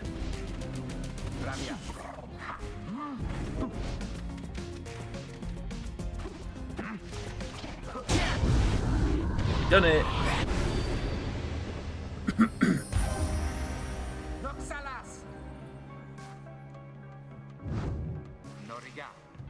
We did it. Seems you did indeed, boy. Your performance was sufficient, and you passed my test. Thus, congratulations are in order to you and to your lovely reader. Now, farewell. Cool.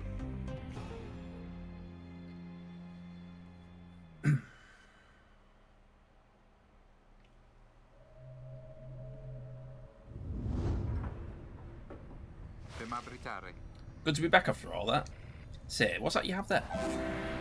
Gold's Bracer. Headwind power casts his arm with greater ease and gains infinite stamina on hit for 2 seconds. What does that mean? That's pretty cool. Right, what's the plan? Earlier, Volfred called for a group meeting, presumably to reveal his plan in more detail. Instead, he reveals some bad news. Wait, what are you saying? What I'm saying, my boy, is that while you can indeed get yourself out of here, it can't be all of you at once. We earn our way back one by one, or not at all. But I swore that we could go free together. We may go free together yet, but it's going to take time, and this is only the first phase. You, Hedwin, and the others exchange glances. Let me make this plainer for you still. Here is how the coming days are going to unfold. First, we're going to ascend Mount Elodial, there to the north. You may not think this wagon is going fit for it, though rest assured it's made the journey many times. Next, we'll pass through Scribe's Gates. Only the worthy pass through there, as your reader could attest if he did not merely skim that chapter of the book. Afterwards, we'll reach the Fall of Solium and meet our adversaries on the right. They are to be the Tempers, led by the demon Ignarius. You'll know him when you see him. Both you and they shall choose someone from your respective ranks. Then once one of the triumvirates prevails, their somebody will be whisked home to the Commonwealth. Whisked home to the Commonwealth? Precisely. Once returned, our somebody is taken in and clothed and fully pathed and pad. The Commonwealth knows about all this? The same Commonwealth that says a sentence to exiles forever and freedom from the downside is impossible? Many of these details the scribes themselves wish to be kept secret. Former exiles and leaders of the Commonwealth alike have good incentive to protect those secrets well. So then, that's it. We climb the mountain, someone goes back, and everyone else stays. Get a samarictus. For most of those participating in the rites, yes, that's it. But I like your connotation, and indeed for us, that isn't it at all. If one of us returns, it shall be just a step along our path. However, let's let that sit for now. Gather your strength, we'll talk again on our way up. For through these left so you consider what he said. You have time now for your vocations. At dawn, you shall begin the ascent of Mount Abigail. Let's do the study in private.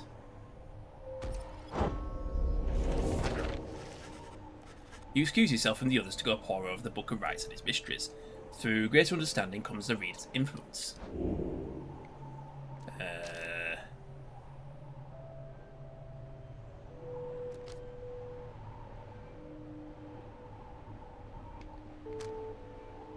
+1 hope. You concentrate on the substance of the words and teachings of the Book of Rites, such as you understand them thus far. Inspiration comes to you in a flash, whether from the book or from within, you cannot tell.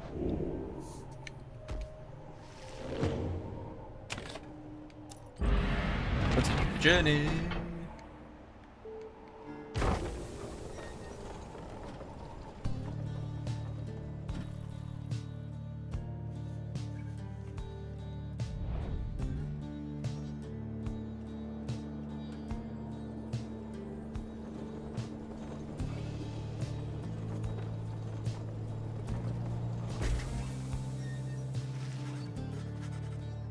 Here before you lies Mount Elodial, stretching far beyond your line of sight. Somewhere upon this mountain lies the only place from which you can escape the downside. Your companions gather round again before Volfred, who stands tall as ever. Whether from the cold air or the subject now at hand, you sense a tension in the air. Now then, you all have many questions, no? I've done a lot of talking, so go on, ask away.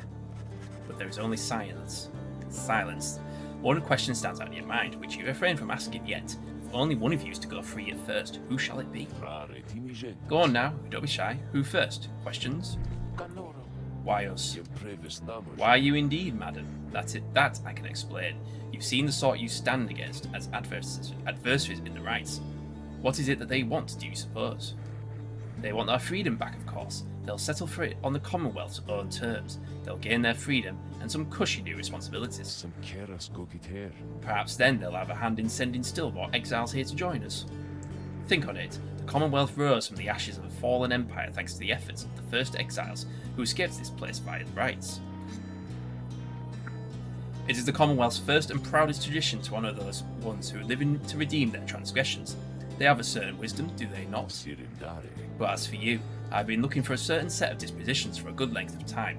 All I needed was for somebody appropriate to show up and to listen. So, I planted many little eyes and ears throughout this land, whispering hints of this, absurd as it may sound. Took someone with a certain faith and creativity to go for it. That someone proved to be Hedwyn over there. He was tasked with seeking 2 trustworthy allies, an old birdie wagon and a reader. He was invited to bring others for the ride, all different sorts, gather enough help, and he and his friends could be free. Long story, but you know much of the rest. So then why you? Because I have reason to believe you're not the sort to play right back into the Commonwealth's old hand. The rites, as you have seen, are quite exclusive. You are imposters in this little party. You could be the ones to break it up. Now then, more questions. Head is beginning to spin. You can excuse yourself or keep listening. Yes, this is important. Volfred's explanations are a lot to take in, though you feel compelled to absorb in as much as what he's willing to tell you at this point. He prompts for further questions when Jodariel raises the voices again. Hold, you mistook my meaning. I understand your plan. Still, I wish to know, why us? Why are we, among all others, chosen for this liberation rite? Ah, I see. Well, but that is simple, really, madam. You are chosen, you are qualified, I should say, because as the expression goes, 'tis what the scribes ordain. Though in this case, the expression is quite literally true. When the 8 created the rites, each one of them anointed certain other exiles to participate on their behalf, exiles who showed some promise of redemption. The triumvirates they formed have stood the test of time, replenishing their numbers as their individuals moved on or passed on. You've met them as they are today, the accusers, the withdrawn, and so on. The 8 scribes also formed a special group, against which all the others would be judged. That group they called the Nightwings. You bear their books, wear their masks and raiments. You need but show up to the rites, you see. The others erstwhile jockey for position for a chance to take you on. Yeah, well, what if we don't? What if we don't show up? Then you would deny yourselves a chance at freedom, and deny it also to your adversaries. Victory means nothing in a common right then. Participation is all that matters. Not so, madam. Only the enlightened may regain their freedom. While failure can be an excellent teacher, the scribes do favour the victor. So you see, those who do not conduct the rites, or do not prevail in them sufficiently, they may find themselves barred from the liberation rites, but these are technicalities. The Nightwings disbanded years ago. Since then, no one has gone free, yet still the other triumvirates pressed on, with fleeting hope that one day you'd be back. It's been a heavy price to pay in all of this. Now, if you'll excuse me, we'll talk again some other time. Some murmur to themselves about all this as Volfred takes his leave, others reconnoitre pathways leading up the mountain, presenting with some options. So the Emperor's Ascent, Ray believes the 8 scribes will bless whoever goes through here, or the Emperor's Fall, permitted to expect some long lost valuables to be stashed here. The Emperor's Ascent.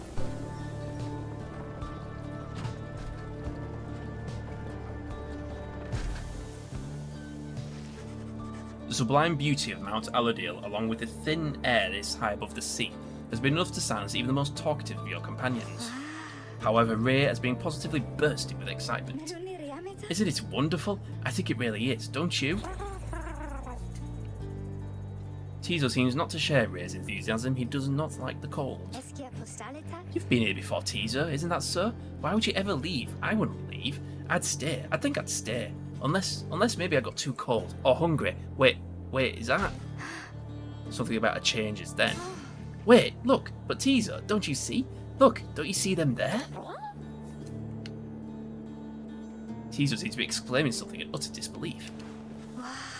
You yourself see nothing, but Ray rises almost off her feet as the imp looks on, astonished. Was that the scribes? It was. I know it was. They said something to me. They spoke to me. They told us we are welcome. That we're welcome here. Ray runs off to spread the word among all your companions. Strangely enough, her enthusiasm is infectious, and in spite of everything, your spirits rise. +2 hope? Nice.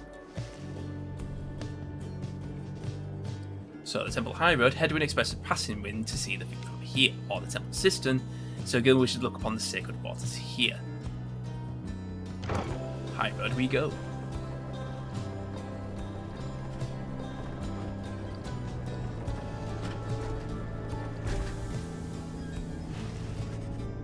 You and Hedwyn walk in silence for some time as he conducts a customary survey of the area. Well, my friend, no sign of howlers, as Jody would say, no sign of anything at all. You sense something is troubling you. Oh, it's just... I've been giving lots of thought to everything that Volfred's told us. In another couple of days, one of us may be gone all of a sudden. Or, I don't mean to put it that way. One of us could go free. We earn our way back one by one, he said. I wanted you to know something. The others and I, we talked it over, and when the time comes, we want you to decide. Decide who gets to go, if anyone. This might be all part of Volfred's plan, but we got here thanks to you, and even though I'm worrying right now about us splitting up, I guess if Volfred has his way, all of us will meet up on the other side. And won't that be a day? Worst case, we keep failing in the rites, and be stuck down here together, just like this. Two of you walk on in silence for the time, when at last you return to the wagon. Hedwyn turns to you again. Thanks for the company. I think I'm better now.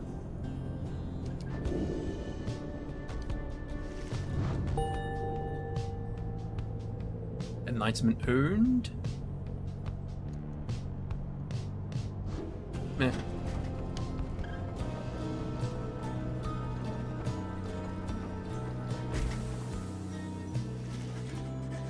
You and your companions gather at Scribe's Gate, where the single narrow trail to the summers narrows even more, and falls under an archway of carved stone. Come along now, everyone, and be prepared to speak your mind when you are called. Frankly, most of you still lack enlightenment, but we may pass together, much how we act as with a single heart and mind during the rites. Well then, lead onward, Tariq. Please follow me. Removing his hat, the lone minstrel approaches the gate. You and all the others follow. When the last of your companions near the arch, you notice someone standing high above, who then appears before you. She eyes the lone minstrel first. Is that you, Tariq? Salutium Ceres. It is. Greetings, Celeste. And how was your rest? Velamta Ceres. Too long, Celeste. It seems your work has piled up in the meantime. You bring this many to the gate? Aye. Then let us make this quick. She gestures toward the rest of you. Now, each of you in turn, state who you are and what you seek while crossing the Scribe's Gate. Oxare Shontas. Do as she says, please, without questioning. Your fellow exiles exchange glances but quickly comply. I'll start. They call me Headwind the Deserter. I have come here seeking freedom for myself and my companions. In my case, so I can return to be the one whom I love. The woman bids him forward. The lone minstrel prompts Rookie to speak up next. I am regarded by the name of Rookie Greentail. I just want to get out of here, I guess, with my chums, preferably. Go see Mama back home.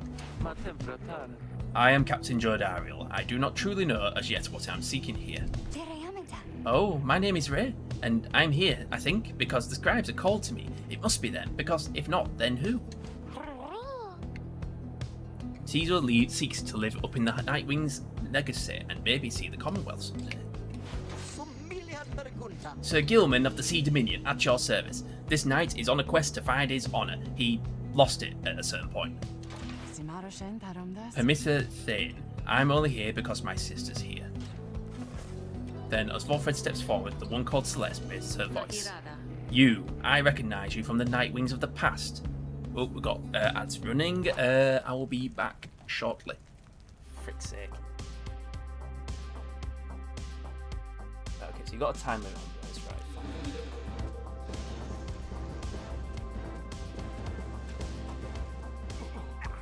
Where is it then? Oh, there it is.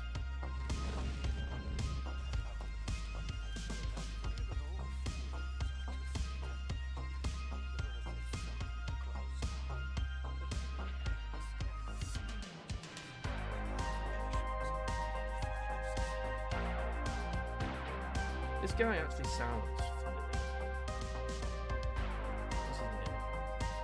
What is his shit? Global Resources.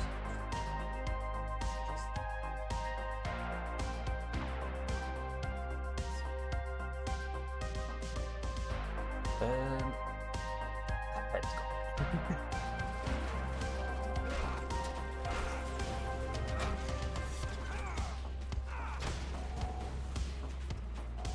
How is it still standing? What's supporting it?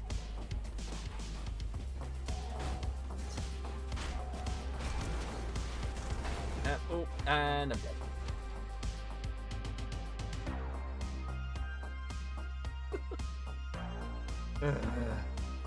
That was a bit silly. Too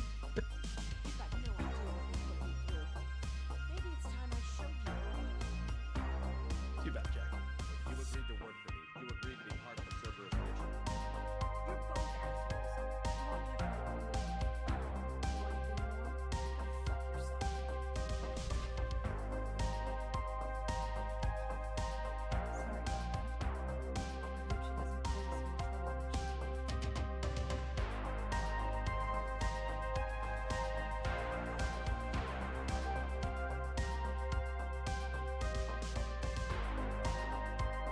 Are you fucking kidding me? Just watch the stuff that I can watch. I don't have any Netflix or anything.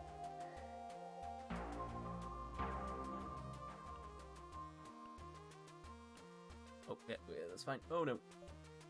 Nah, balls. That bollocks.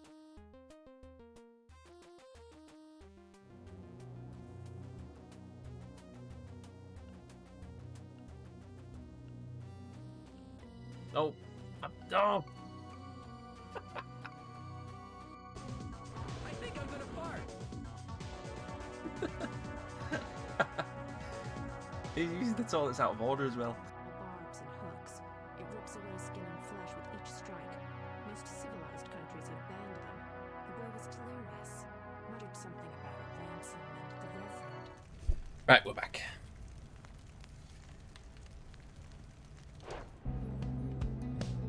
You're not clad in the Ravens any longer. I wouldn't know why. I had my chance already. The Nightwings that now stand before you, I travel with them as a pilgrim now. I see. Then state why you're here, as of the others. My name is Volfred Sandalwood. I seek liberty for each of us, so that one day we all might stand shoulder to shoulder on the other side and bring our freedom to the people. She waves him by. Then she turns to you, for there is no one left to go.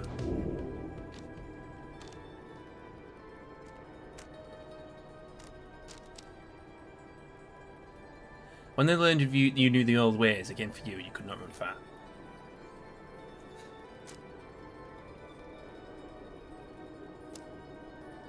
Cannot make out the details, what, like just crippled scholar. You've always sought to understand the world around you. That knowledge proved dangerous in the Commonwealth, but now it has brought you to this point. The one called Celeste continues to examine you, expecting you to add to your response.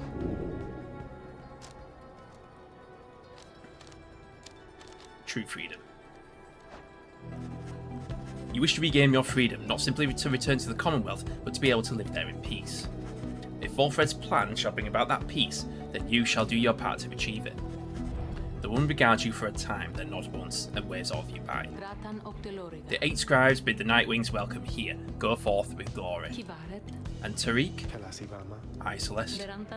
Be on your way as well. The lone minstrel bows his head and puts his hat back. He does not look back at her.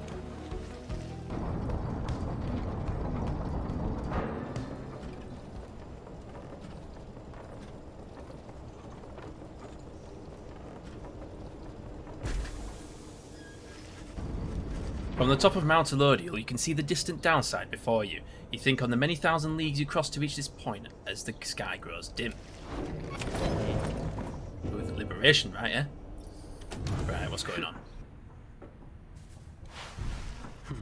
Jodariel appears to be prepared for whatever is to come this night. Though it is not yet dark, she is already in arrayments.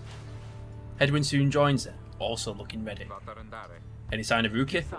None as yet. Complained about a chafing at the collar of his mask. Our freedom might be hinging on that collar then. I am certain that it is. They share a laugh together. The 3 of you exchange glances, but nothing is said or needs to be said. Soon, if Volfred is to be believed, one of your companions may regain his or her freedom. Hey, what did I miss? Am I late? Is it starting? Is it starting yet? Easy, Ruki. We've got a little time. It isn't starting yet. How fare your struggles with your mask, Greentail? Feeling a lot better, thanks. Just had to smash it repeatedly against the wall for a little bit. Put some of the old nerves to bed there for good measure. Though, this is really happening, huh? One of us might be getting out of here, like, soon. By dawn, in fact, if all goes well. If all goes well? That's one way to look at it, I guess. What are you getting at, Greentail? Well, it's just, we might be breaking up the band. Here, people. If one of us gets out, that's been bugging me a while now. I thought we were all getting out of here at once. Shoots a look at you. Some of us, we might not be getting out of here at all. Hedwyn slams his fist against the wall. No, not if I can help it. We made a promise to each other, each of us, the 4 of us, we're all getting out of here. I care about the others too, I do, but we've been here from the start. I want you to know my promise is to you, and I believe you'll do the same for me. So, it's like this. If any one of us gets out, great, but it's just a start. We're going to do whatever it takes there on the other side to make it so that the rest of us can get back too. What, you think they're going to build a bridge down here if we ask nice or something? I don't know what it's going to take. I just know we have to try. Jodariel turns to you. Reader, we shall find a way. She nods to reassure you, and to reassure herself. Ruki nods his head in turn, and Hedwyn's gaze never once falters. Well, my friends, I think it's just about time. Let's go. One by one, they turn towards the door. The fall of Solium awaits, a vital step in your quest for freedom, yet you feel in your heart that it shall only be the first. +1 hope.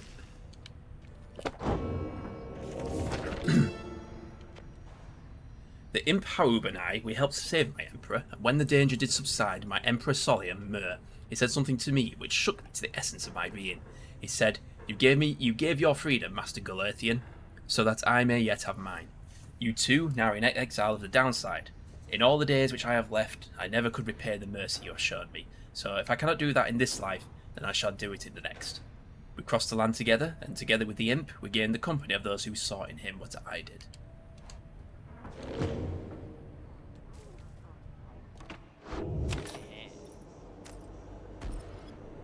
Alright. Is everyone prepared, Hedwyn? Yes, though several of us have another question that's been troubling us. You need but ask. He said that one of us is going to return to the Commonwealth if we defeat the Tempers in this race. Yes, this night. What happens if we fail? Hedwyn, my boy, don't you see? The path to freedom and the path to enlightenment are one and the same. Do you intend to stray from the path? No. Then you have nothing to fear. But let me be much more upfront with you. Should you be defeated by the Tempers this night, then one of them shall end up going free instead of one of you. It's as simple as that. What then is to be done? The very same as if we achieve victory. We await our next such opportunity and make the most of it. Tonight, our plan is set in motion. We are united in our cause. We shall look as ever toward the stars for guidance and seize upon our future chances just as they arise. So look up, my boy, and set aside your doubts. It is time to take great strides along the path.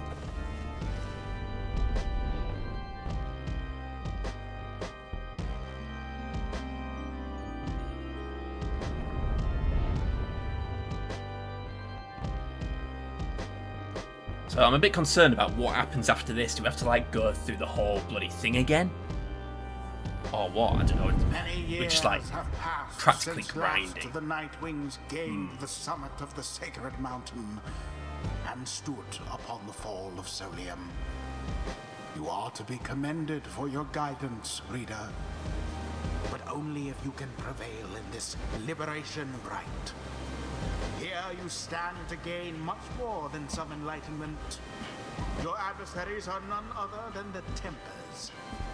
I trust they need no introduction. Soon, one among you shall regain their freedom. The pyres burn, and each of the triumvirates is present and prepared. I concur. The pyres burn, and each of the triumvirates is present and prepared. Then, anointed one of the Tempers, come forth now and declare yourself and pay any respects you have unto your adversaries, the Nightwings. A massive demon swaggers into view. He reaches for his mask. You know who I am already, but look at what we got here. The damn Nightwings decided to show up. Almost figured we'd never gonna see the day again. He takes notice of someone in your ranks. Hey, you! He indicates Jordariel. She scoffs back at him. Lose the mask. Ain't seen one of our own in ages. Not in these damned robes. Jordariel's hesitation is almost imperceptible before she moves to remove her mask, just as her adversary asked. Satisfied. Whoa, you must be new. Jordariel soon puts the mask back on. Enough talk. Ha, I like you, curly horns. Tell you what, once we put out your lights, you come along with these guys. We're going to have the spot open. Only shame is I ain't going to be around to show you a good time. I should rather cut out my tongue. Oh, you don't mean that. Our kind, we ought to stick together. Now come on. Ignarius throws his mask back on as his allies snarl at the rest of you. Have the Nightwings reached a decision on whose behalf they shall conduct this rite? The Lone Minstrel gets your attention in this subtle way. Reader, this is it. The first companion who you choose to be shall be anointed to go free this very night who prevail. The other two in the triumvirate shall lend their aid. As you may know, the only most enlightened in the rites are eligible to go free. Not all among you may be ready yet. Right, okay, so we're going to have to grind. Now, Nightwings, I would have your decision. Who most deserves their freedom? So basically, our OG 3 are eligible, but the rest aren't. I think we'll go Demon v Demon.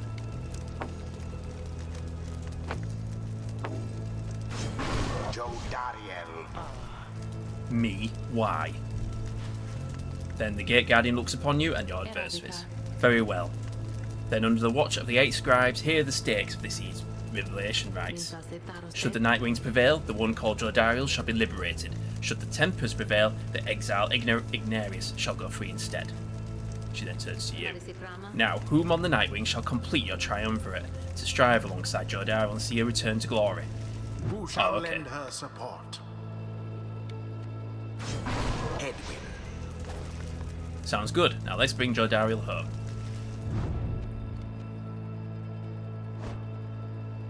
We'll just go with the OG3 again. Yeah, sure, no pressure, right, chum? Very well. Very well. The 8 scribes accept your choices. Reader of the Nightwings. She then indicates the low minstrel. Now, are you yourself prepared, Tariq? Aye, Celeste. Then let us all begin. Nightwings, been waiting an awful long time to get out of this hole. Now try and stop me.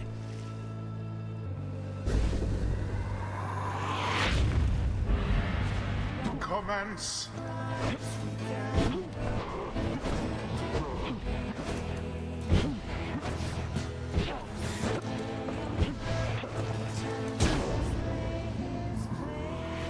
Ooh, 130. Never mind.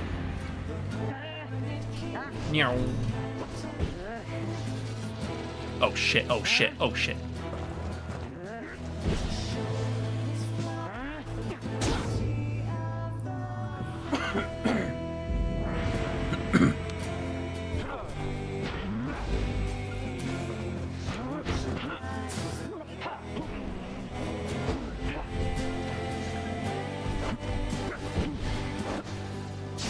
Oh, fuck it.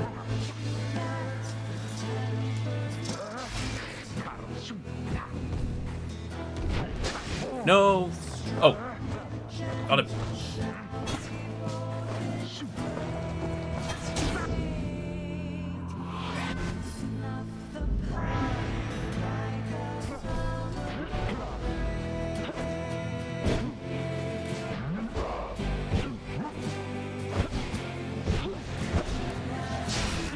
Oh, mother. Frickin'.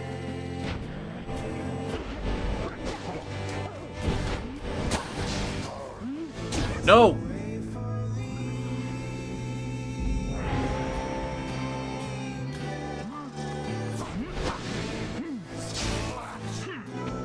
Gimme. Go back.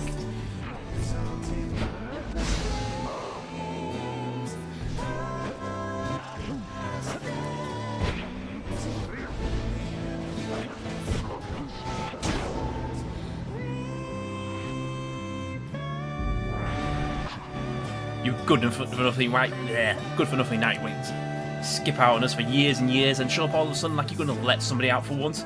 Now we've got to work for it, I guess. Damn it, I used to be the best. At least this at least, but now pressure's getting to me. Can't believe it's getting to me. Ah, more of it. I doubt you even recognise me anyway. Come on, Nightwings, let's see you keep this up.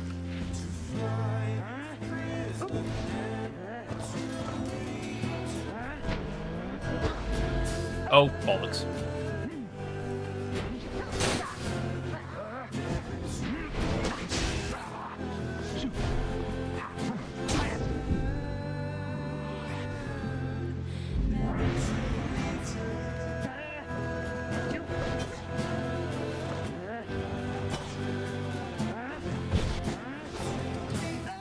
Balls.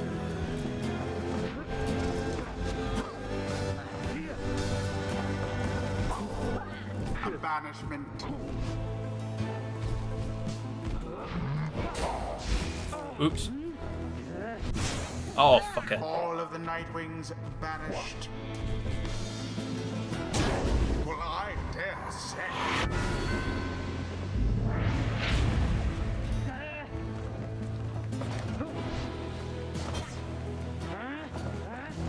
And there it is, at last.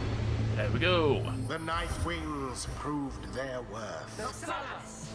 An outcome which left little room for doubt. Thus ends the liberation rite. And thus the scribes have chosen. The exile appointed by the Nightwings shall be free. Absolved of all misdeeds. Return to glory in the Commonwealth. Her adversary and all others shall remain to carry out their rightful sentences. God, what a joke. We should have had this. Should have had this. It got all rusty. You've been waiting so damn long. Damn it, damn it. Nightwings, we see you around, I guess. Next time, you ain't gonna be so lucky.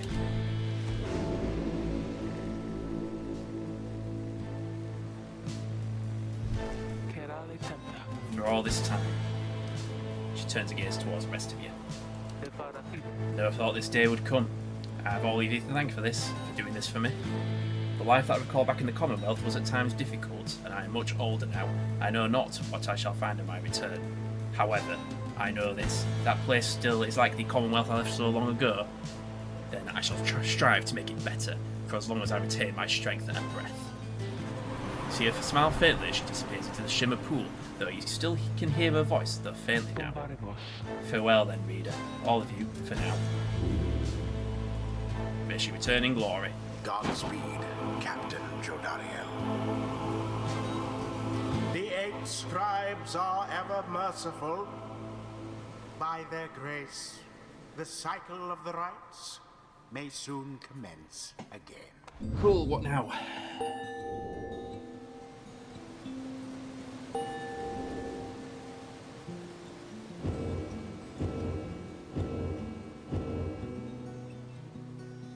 Until the turning of the stars, farewell.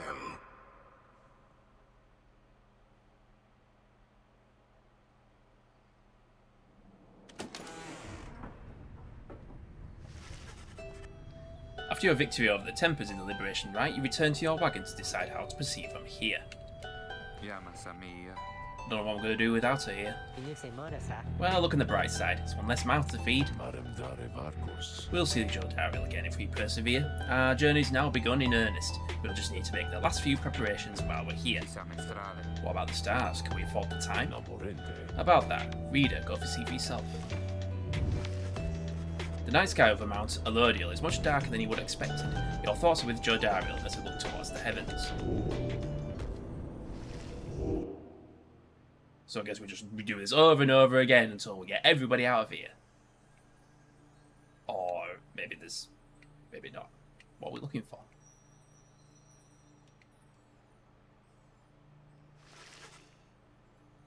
You search and search the sky, but in vain. No stars are shining new now. The stars revealed nothing, did they not? Confirms suspicions. It's as the book foretells. This is the chance we need to make ready for what lies ahead. There's a haven south of here we'll travel to at dawn. And when the stars decide to shine for us again, we'll be ready. Mark my words.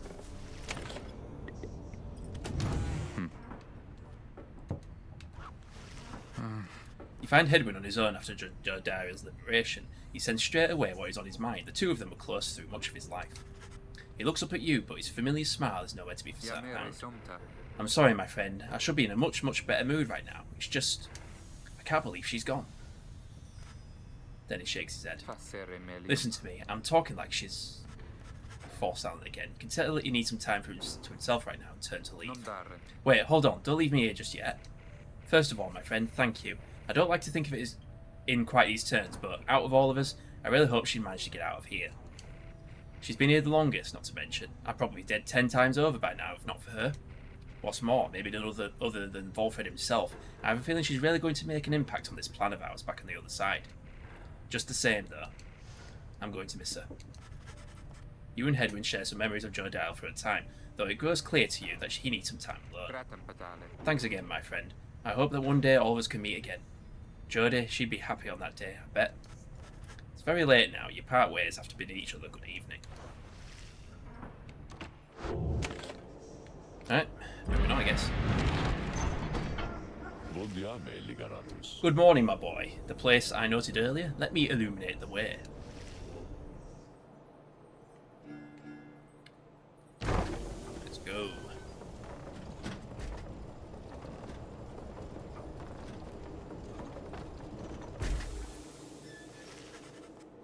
Volfred leads all of you into a calm and quiet clearing tucked away inside one of the mountain's hidden folds. All about, you see a variety of strange items and equipment. Time. Everyone, the amenities are modest here in Moonlight Alcove, but I suggest you get comfortable, maybe here for some time. As for myself, I have some business to attend to. Please leave the wagon in my care for now. Shall be ready by when you need it next. From the mountaintop, you can see all across the downside. It's an impossible expanse staring back at you. The thought occurs to you that you may never see other land besides it. And so you and your companions wait upon the mountain top in quiet solitude, anticipating when the cycle of the rites begins to turn again. Then you shall have another opportunity to free one of your own. You may earn back their freedom one by one. Many moons pass. Then one evening, may I have a moment, reader? The lone minstrel finds you poring over the Book of Rites, as has been your leaning through your stay in this abode. Begging your pardon, but there is something you may wish to see. Please follow me. You follow me into the cold night. Look forth, reader, sir. The stars shine like you've never seen. Once more, the path towards salvation is revealed, but now something is different. Seek now your destination. So...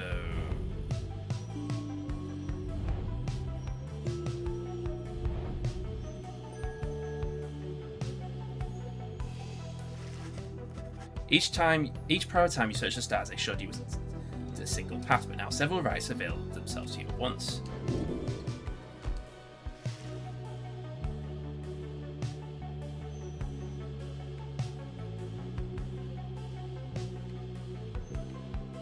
So do I just... What?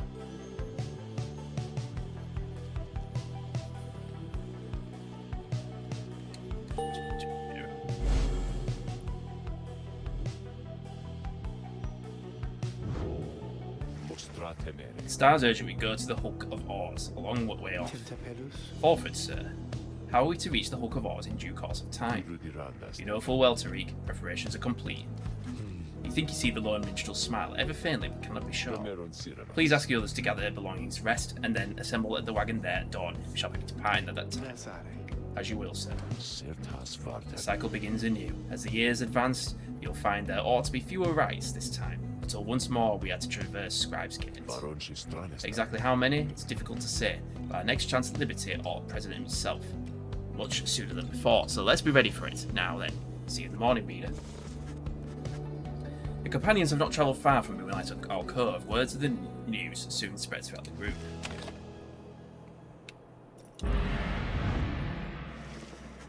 Next morning, Volfred calls everyone together before the Black Wagon. This old wagon is more than it appears. With Bertrude's aid, it escorted you across the sea to me. Now it shall escort us anywhere the stars require. Come and see. Step aside. So we can fly now. Something has changed about the wagon's interior. What looked before to be old cracks and signs of age now expose various intricate components once hidden from view. You are the Nightwings. You should travel in their customary way. It turns to you, indicating levers and devices marked with symbols from the book. Now, reader, whenever you're ready, you may take us up. I'll show you how. And everyone else, hang on to something. We're gonna go flying now.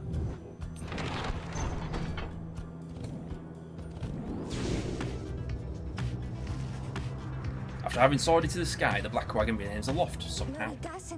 Oh, by the scribes. Hey, now we're talking. Can't believe it. The Nightwings sail the skies again, wheresoever the stars may call for them. There is one catch. The downside provides fewer locales suitable for landing, though we should be able to find at least a couple landing places near to where we're going. We'll then make our way by land or sea toward our destination. Now, without further ado, let's proceed. Sail now the skies. Where are we going? Bloody hell, now we have control over this thing.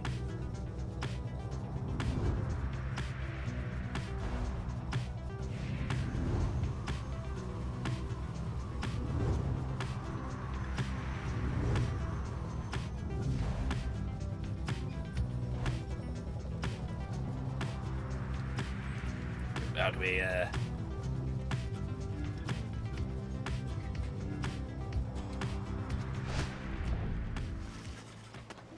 He touched down at the Sea of Solace where he first encountered Sir Gilman and the Pyre. As you make time to check the wagon's subsistence for signs of any excess strain resulting from your voyage through the skies, one of your companions gets your attention. Always good to feel the cold up in the skies. Now then, could I assist you, reader darling? Pamatha assists you with the remainder of the work, and together you conclude that everything seems to be in order. You soon shall carry on by sea, for now. You have some time to spare.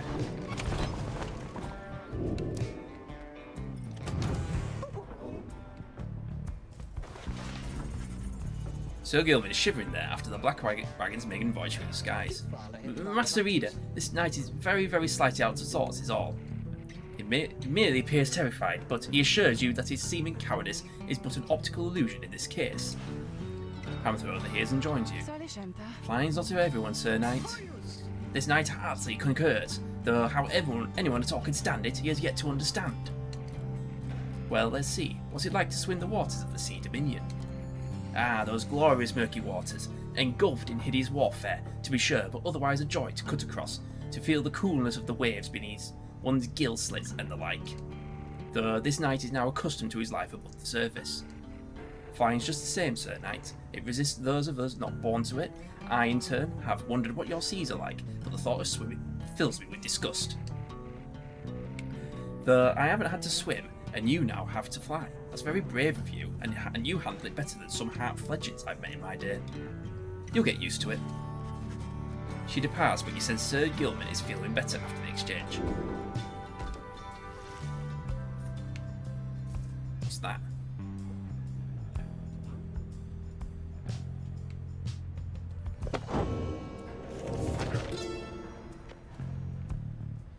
Once I too roamed free. I remember well those days in which I was called the Chief. I travelled all the world on my four good paws, and I was well adored. I wanted to grow stronger. Here at last I shall not mince my words. This place shall either harden you or kill you. It shall haunt you with old memories. You share the exile's plight. My charge is to alleviate the sting of it for you a little bit, and to prolong your stay, but only for as long as needed. Your charge is to return. We call this place the downside for a reason, but in time, here you can learn to eat, seek out shelter, and find a certain beauty in unlikely places.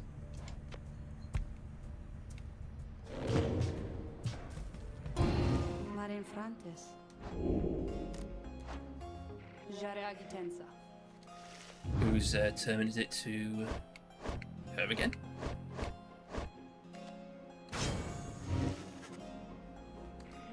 I must admit, I do sense something from that one. I once had a wild heart myself, quite like her own. We shall see if there is more to her than that. Let us bring her forth. Soon Ray arrives in heed of the summons. The scribes. I think, if I listen carefully, I can hear them calling out to me.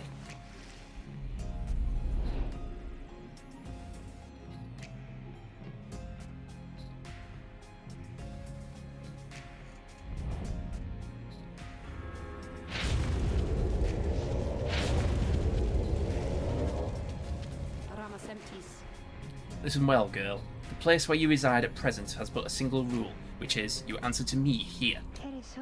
Wow, okay, I will. Such naive enthusiasm. Now be silent. It is plain to me that you have much to learn as yet about the rites, but you have learned something, and I will see you prove it, without the benefit of anyone, save for your reader. Okay. Are you out there to help me with this, mister?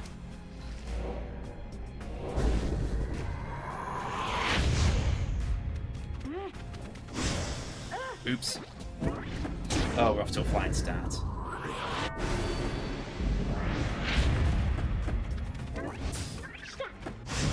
Oh, motherfucker. These things are fast.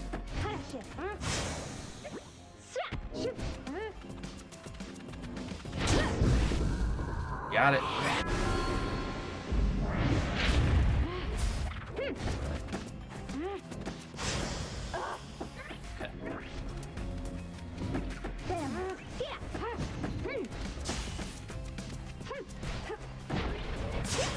Oh, what the hell was that?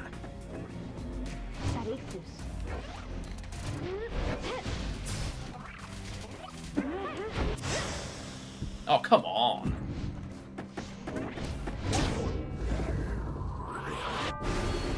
What a load of bull.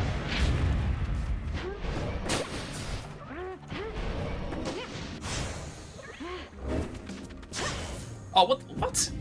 What was that?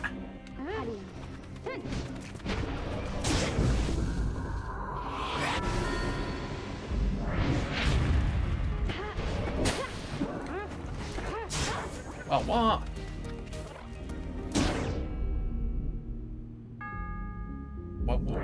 Why'd you do that?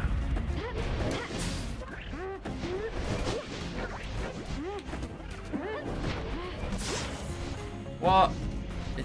too fast. I can't see what's going on. They're just... God, these... Ugh. What? It's like blink you miss it.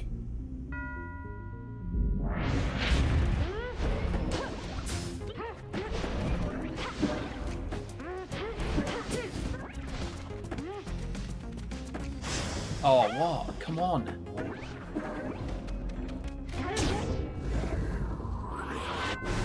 Come on, I need to get this one more time. And they're just absolutely annihilating me now.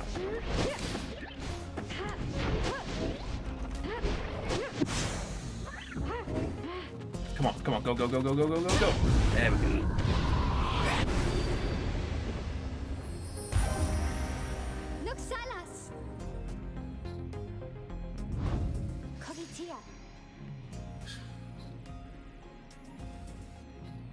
Okay, how did I do? How did I do?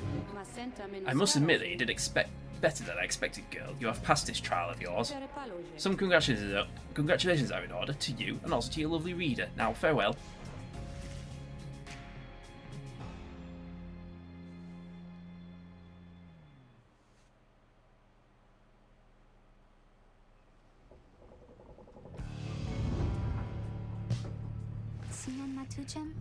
Did I imagine all of that, mister? Because I hope I didn't. Wow, what is that you have? Can bounce off of objects of solid surfaces.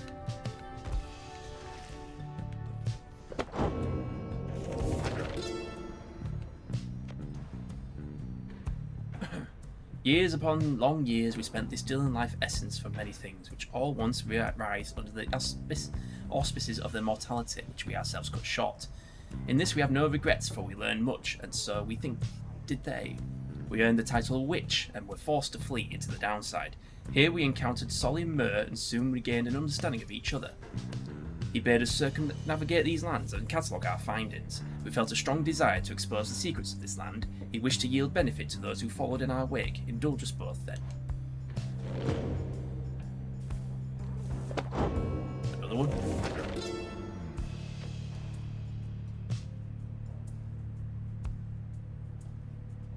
Beyond a shallow, sickly gulf, our voyage grew increasingly forbidding and much harder to explain. How could a sea exist here at the bottom of the world? We could not deduce whence sprang the carcasses of ancient sailing ships we found throughout the Sea of Solace, though the warnings that they signified were duly noted. It was here we first met Oars, called the Under King, who brazenly assaulted our small skiff, for we had trespassed in his waters. But then the Under King relented, for he witnessed Solly and Mur in all his doom and glory. Soon he would side with us. Then, with the Under King, we sailed forth into a tempest beyond reasoning or measure.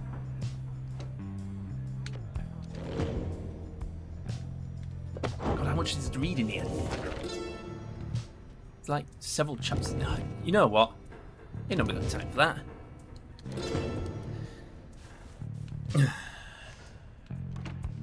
Move on. The sea is peaceful for the most part, save for occasional strange shimmers beneath the surface. You realise the lone minstrel looking down at them along with you. Those shapes down there, some must be worms of the sea dominion and cast into exile. I understand they tirelessly fought the Commonwealth's wars. Having grown weary of their own, they must make worthy adversaries. Tizo appears to have spotted something tasty. Dives without warning to the depths below. And there he goes again. That one enjoys being at sea despite its perils. Eventually, the little imp resurfaces, clutching something in his claws. And there's a shambler.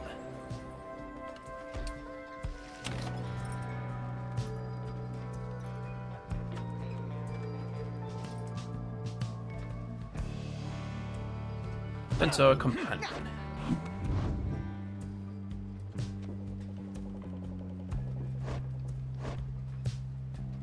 We'll mentor this guy because we haven't used him yet. This knight shall be your eager protege. You sit down with Sir Gilman to go over some of the subtler aspects of the rite, such as the state of banishment and how to return from it. These senses are beginning to understand.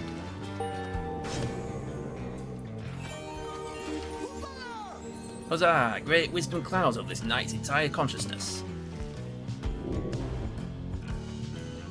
Here. One of his banished allies shall instantly return. So again, when Nola is out of balance, she shall instant return. Then we'll go with that. This knight has little fear of banishment should his self-sacrifice help clear a path for his compatriots. Moving on.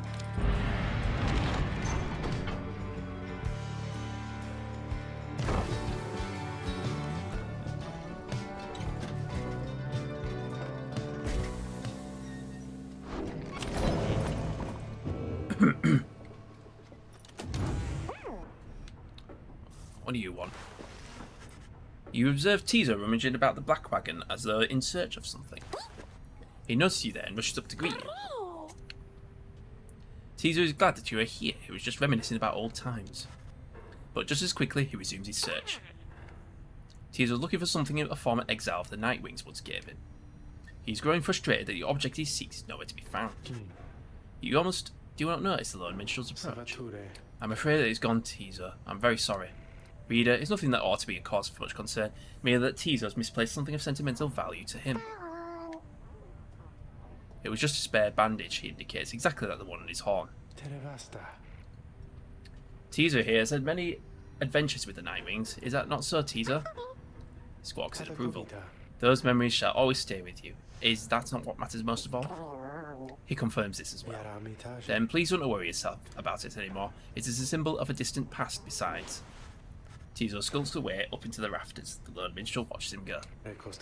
The object that he seeks does not exist, reader.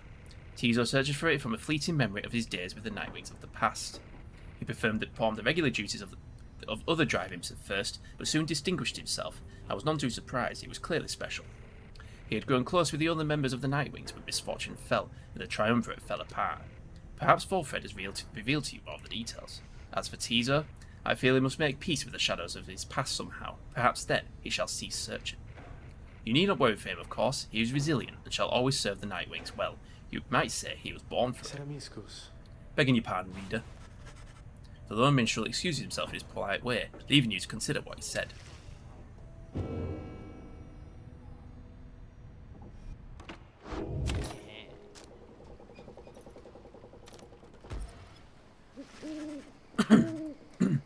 Here among the sprawling waters of the Hulk of Auras, you await the signal of the stars. There is no sign yet of your expected adversaries, the accusers. Then the little imp Tizo flutters up to you. Tizo cautions you that he has some history with your next adversary, Lendl. Tizo seems to be indicating that Lendl has a personal vendetta against him. But before he can explain anything further, the stars begin to call you.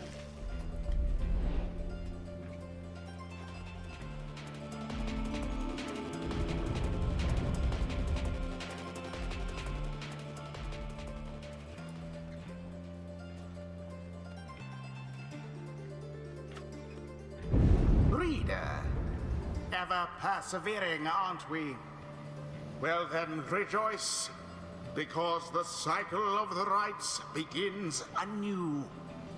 Perhaps you'll liberate another soon enough. Your chosen adversaries here shall be the accusers. Reduce their flame to ash, just as you did when last you met. Now, who exactly shall oppose them?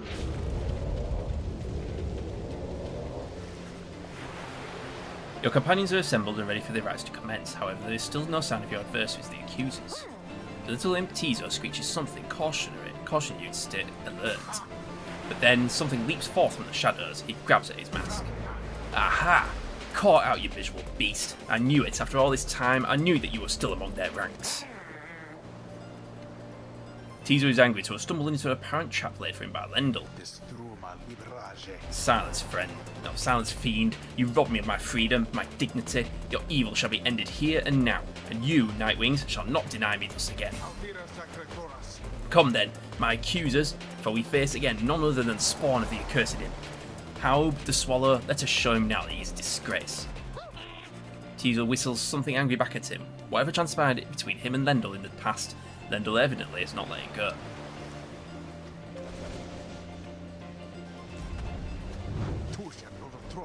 Come, accusers, let us make clear to those fools that we're stronger now than ever. You sense Lendl speaks the truth. The accusers are more capable than before. Gain talismans of masteries. Do not underestimate them. Who shall conduct this rite? Hedwig. Tenants.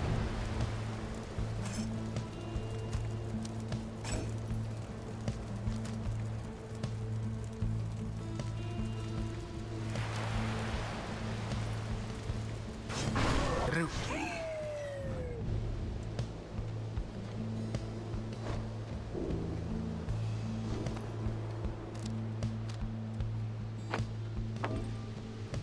Sir Gilman. See what Sir Gilman can do. This knight shall not stand idly by it, while the diminutive Tizo suffers such slurs. Night Wings, the wicked fiend you serve is an affront. He denied my rightful freedom in my moments of triumph. I shall never forgive him, or any of you.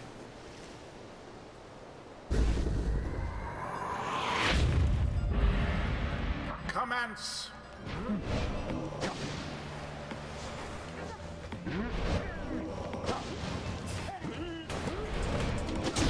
Have the accusers underestimated you?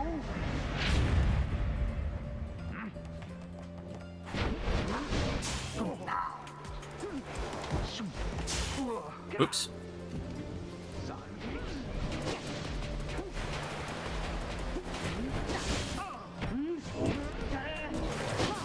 Whoops. Help. Too bad for that one.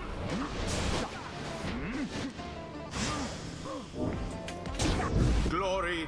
You had him. The Nightwing shall prevail at this rate. Brilliantly done.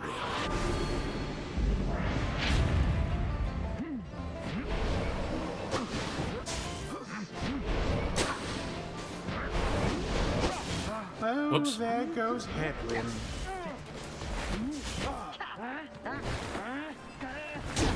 With grace.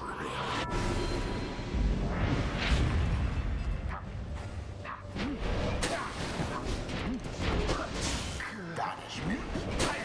Oops, oops, oops. Oh, cheers, mate. Hedwin plunged into their fire.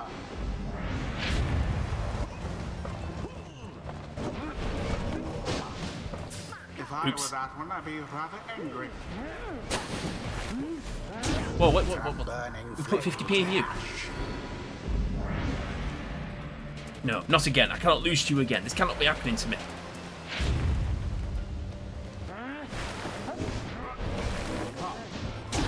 A blow against the adversary's pyre.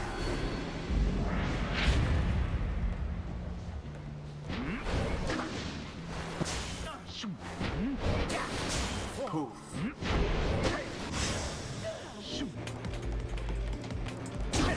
Onward thus to greater glory. One more. Once more like that, and we are finished here. And it is done.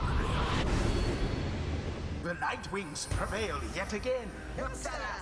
'Twas as though the scribes themselves stood by their side. Cool. The rite is ended.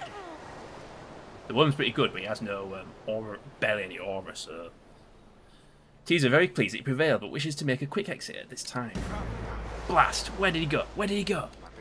That infernal imp is a monster in disguise, a fiend, come forth to torment me until the day I die. Lindell storms off in a fit of anger. Teaser reappears once the coast is clear, and he expresses gratitude again. What Lindell said before, if Teaser truly is a descendant of Harub the Swallow, then he has quite a legacy to build up to. Bask now in the wisdom of the scribes.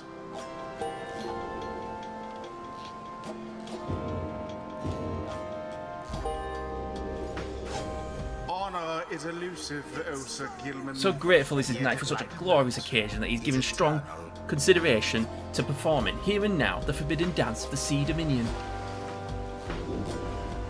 He moves faster than usual and temporarily has his infinite stamina.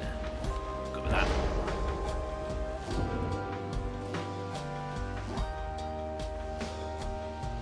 Until the next rite.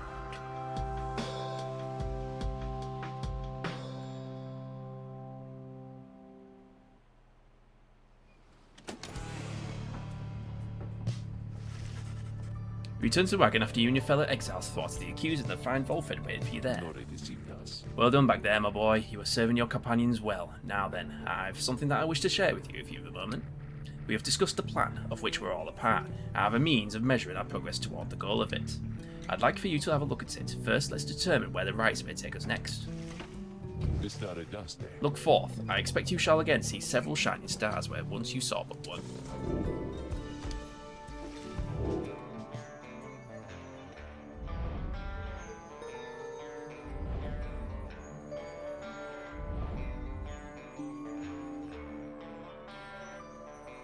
Mostrate me. Several shining stars, a trick of the eye, or the will of the scribes, who can say? I too once gained this newfound vision many years ago. Follow my first liberation rite. I believe only we of the Nightwings have this gift.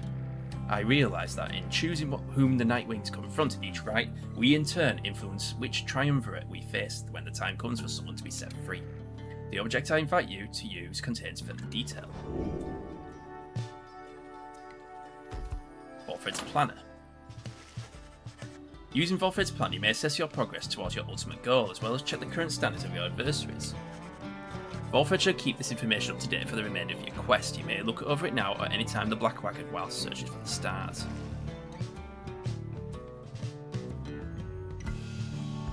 So, what's this all mean? Oh, is this how many victories, defeats? We've had we've had 0 defeats so far.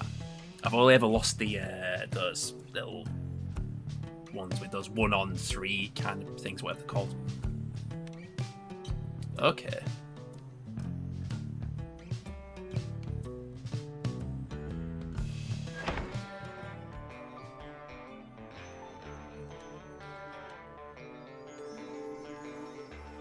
Go to this one, I guess.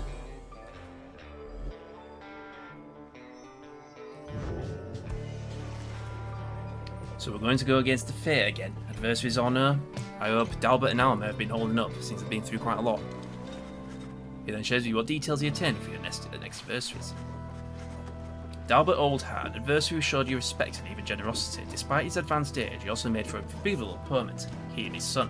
The so-called Alma the Helpless, ever present at his father's side. He was abandoned as an infant before Dalbert found him and raised him on his own. Dalbert taught his son everything he knew of his cultural heritage as a descendant of one of the Alpha Chiefs thought to be descended from Joma Mene himself. However, his more vocal attempts to preserve old traditions of the Commonwealth often fell on deaf ears, or even roused the anger of officials. One day he insisted on celebrating Fang's song against the wishes of his family. His family's caution was well founded in this case, and he was taken into custody. As for Alma, as his father was led away, he put up enough of a fight to where he wound up sharing his father's cell, and soon enough his sentence. In the downside, their faith brought them in contact with a pack of spiritual curs residing in Joma Valley. In time, they became acquainted with the rites and helped to revitalise the long-struggling triumvirate known as the Fate. They have since struggled on, at times flirting with freedom though seldom getting within striking distance, yet still they long to find a way to return to their ancestral home and family. Poor Dalbert seems like a decent enough sort, same for his son. In any case, we'll see them soon enough. Let's get some rest for now. He bid Hedwin a good evening. It is too late to take flight, so he'd make plans to rise at dawn to continue their travels.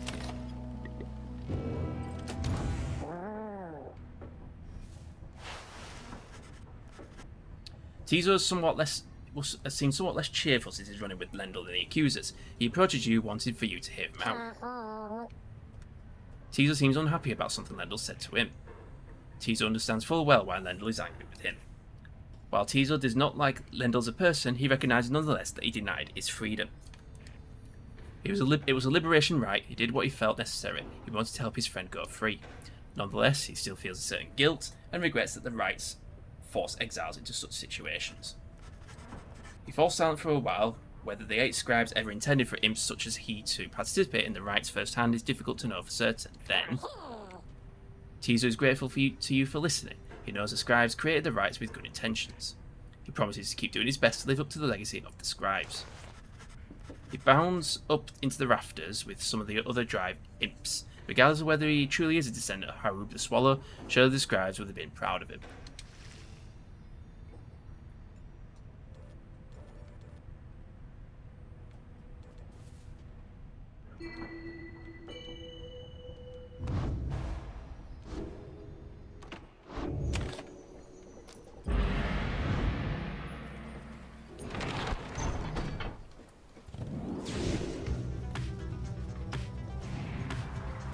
And off we go.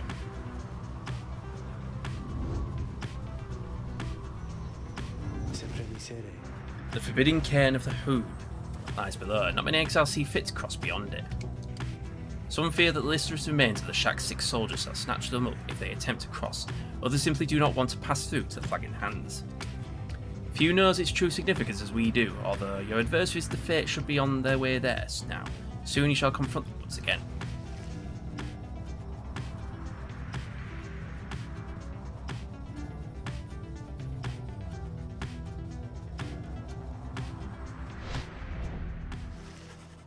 You touch down in the heart of Germa Valley where you first faced the fate in the distance. You briefly wonder where they might be now and how they fare. You now have little time before having to set forth by land.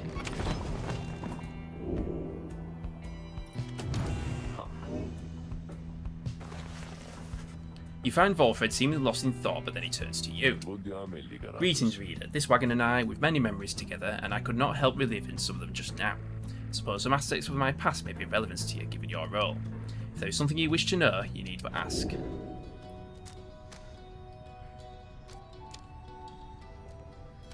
What he did to earn his sentence. You ask Volfred about his past in the Commonwealth and how it is it came to be the downside. I'll rather forward you, my boy. Most of whom I met during my travels here have been reluctant to approach the subject of one's history before one's exile. So just one moment.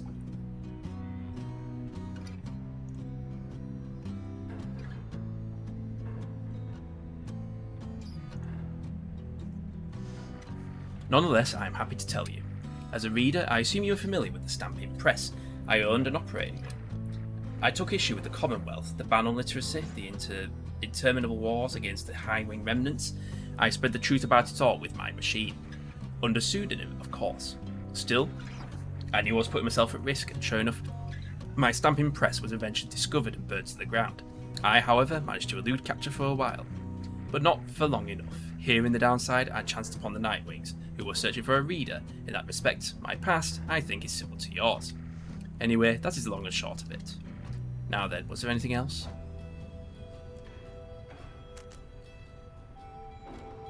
I don't really care about anything else. It's just BSB excuse. You thank Volfred for his time, but do a good rest of the afternoon. Likewise to you, reader. Be well.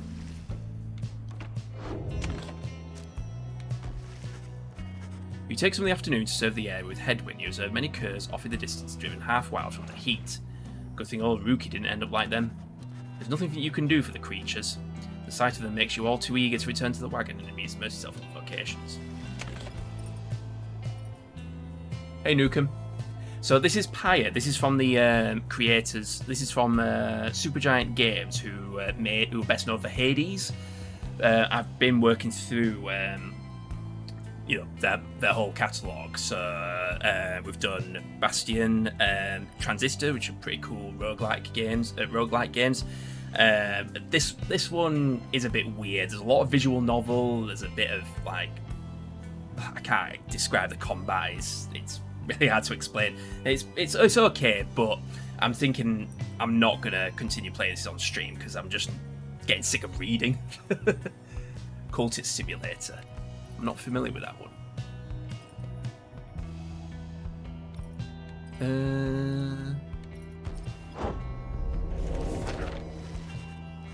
Okay, secluded area, blah blah blah.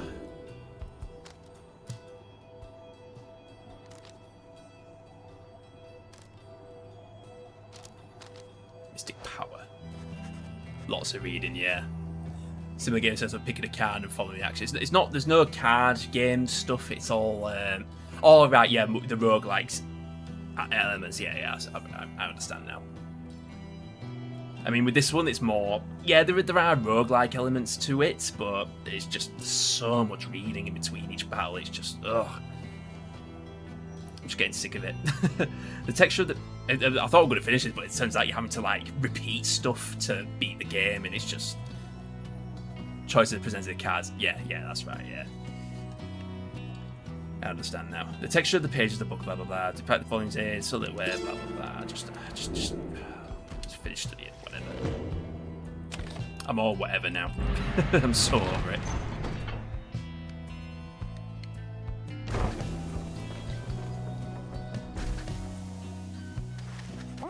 There's a lot of filler stuff, so it's just like, oh god, it's just. Even the rocket pass made the message Raymond come to deliver the news. The news this time pertains to Joe Darrell, whom he liberated the fall of Solian. You learn Joe Darrell's past transgressions have all been forgiven. She soon was to be reinstated on the blood border on the presumption that she wanted her old status back. In fact, she was. Eternity later. In fact, she was offered an especially prestigious leadership position, the First Veil, for a demon such as she could not be seen in the streets. But she refused the gesture, rather bluntly, to report suggests. Instead, she saw Falfred's agents, as well as several of her former fostered sons and daughters, and saw the ranks of the revolution grow stronger. The last part of the messenger's imp's news must have been damaged in transit, though it appears to be, in Joe Darrell's own words, all you can tell is that it says await. You thank the messenger imp for relaying this information. Your companions are excited to discuss the news. She's an inspiration to us all, or to this night, she is at least. Caesar is fired up about the news of Joe Darrell's return to the Commonwealth. It's nothing she can't handle. I miss her bad sometimes, but I'm glad she's alright. You give it to him for us, Jodie. I knew you had it in you. Shish. Wonder what the rest of her message said. You think she still has her horns? Now she's back up there? The news of Joe Darrell's liberation fills you and your fellow exiles with newfound resolve. +1 hope in the next fight.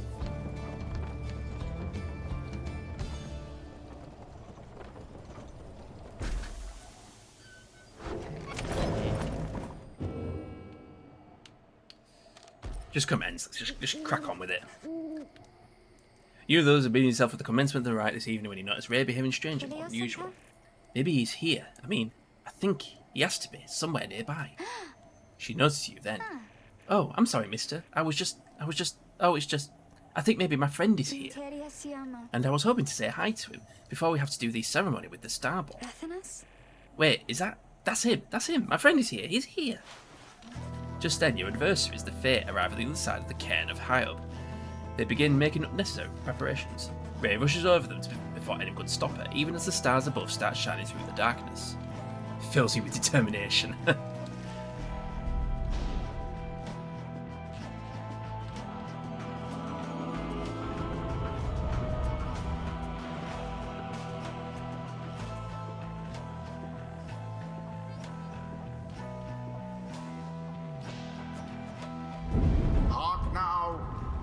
Exiles of the Night Wings.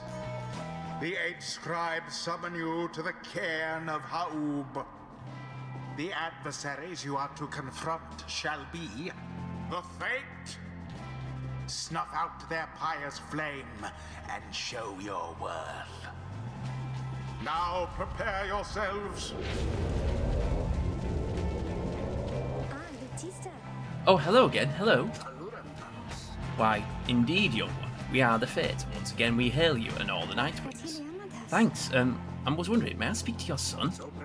Why, I do not see why not, but let me see here. Alma, where are you?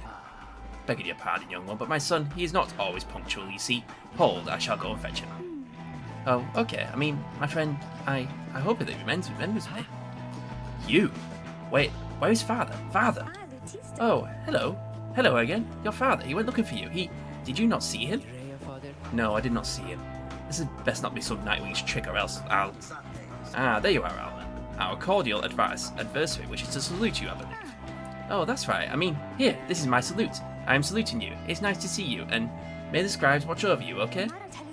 I want them to watch over us as well, but maybe just this time, or not just this time, but this and other times, maybe. They can watch all of us, okay? Two of them stand and watch as Ray skips over to rejoin Yog. An unusual sword, that one. She is. She's about your age. Father? Now let us begin. Edwin. Lordos. Brookie. Ray. It is done. I hope they're watching, all of us. Steel yourself, Alma. Are you prepared to face our adversaries once again? Always, father. Let us prevail, here and now. Let us do so indeed, my son.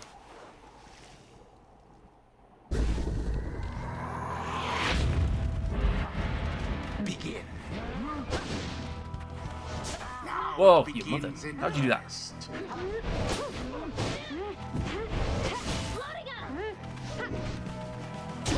Glory to the Night Wings first of all.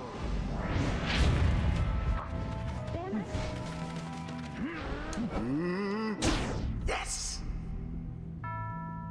What, 10 for that? What are you doing, you? Put your mask back on. We're in the middle of a right. Oh, I know. It's just, I wanted to say, I think you were very brave is all, I think. Because we have encountered many triumvirates by now. I mean, we have the Dissidents and the Tempers and... What are you talking about? Get to the point. Oh, I'm sorry. I didn't mean... My name is Ray. I want you to know my name. It's Ray, since I know yours. I see. Then ready yourself, Ray. We shall not hold back. Get on with it. Such a struggle it must be for poor old Dalbert and his witless son. Oops.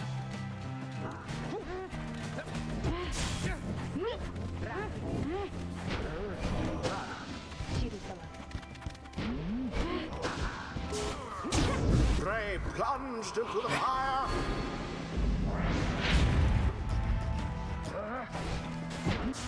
Oops. Poor Hedwin. Oh, you. No law against throwing in the orb. No shit, I know that. Oh, come on. Now then, verily.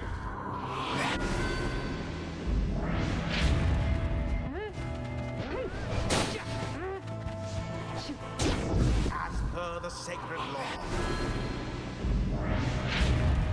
Now go on, just once more.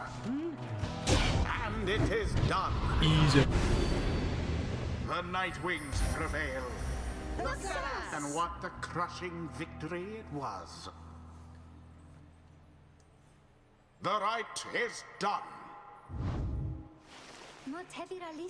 Wait, I'm sorry, I just wanted to apologise, I think. Why, young one, you must not say such things. You are one of the Night Wings, the most envied of all triumvirates. We aspire to your greatness and your legacy. Father, please, no more of this. They have prevailed. We need not grovel at their feet. Alma? Is it Alma? I just had a question. Ask quickly and then go about your business. Oh, would you be my friend? Huh? What? I was wondering if you'd be my friend, because I don't have a lot of friends, and you are brave and gentle with your father, so... Oh, ho, ho, ho, ho. I shall see you in a little while, my son. What? The scribes, were they not friends? I choose to think they brought us here, to be closer together, not to be apart. There is much to learn from this experience. And what anyone says, I refuse to think there's some sort of limit to one's understanding of this. What can I... Powercasting Hedwin's orb travels a wider along the line than usual. Hedwin jumps his airborne adversaries, banishes them. While bearing the orb, Hedwin and his allies move a bit weird and pass the orb more quickly. Hedwin and his allies may instantly return banished allies by moving to where they feel. I don't know, this one.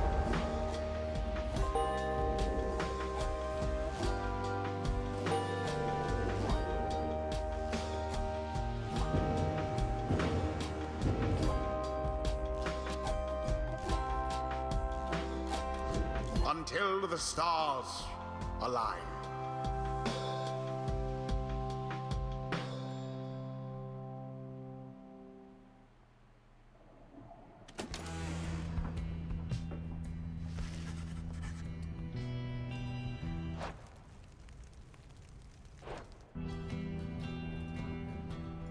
Having overcome the fate in a rather one-sided contest, you find yourself back in the wagon, recovering from the night's ordeal with your companions. Everyone seems rather exhausted, you feel it yourself. The lone minstrel pulls you aside to discuss some of the particulars of the rite's outcome. You find yourself having difficulty following, if you're weary from all the recent travels. But I digress, reader. It's no matter anyhow, though I was just about to step outside if you care to join me.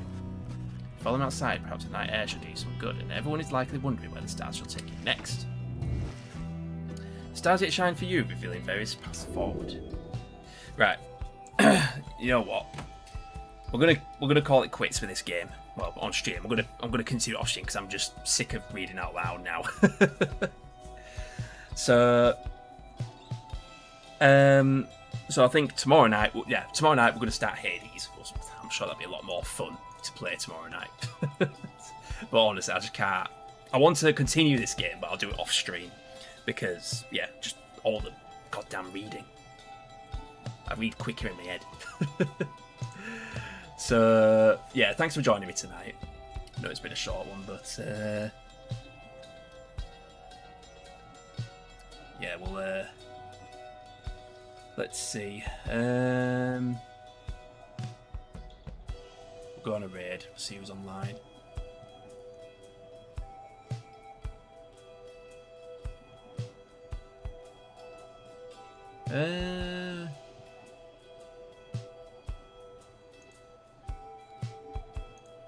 We haven't raided Leaderpuss in a while. Playing some Sonic 3.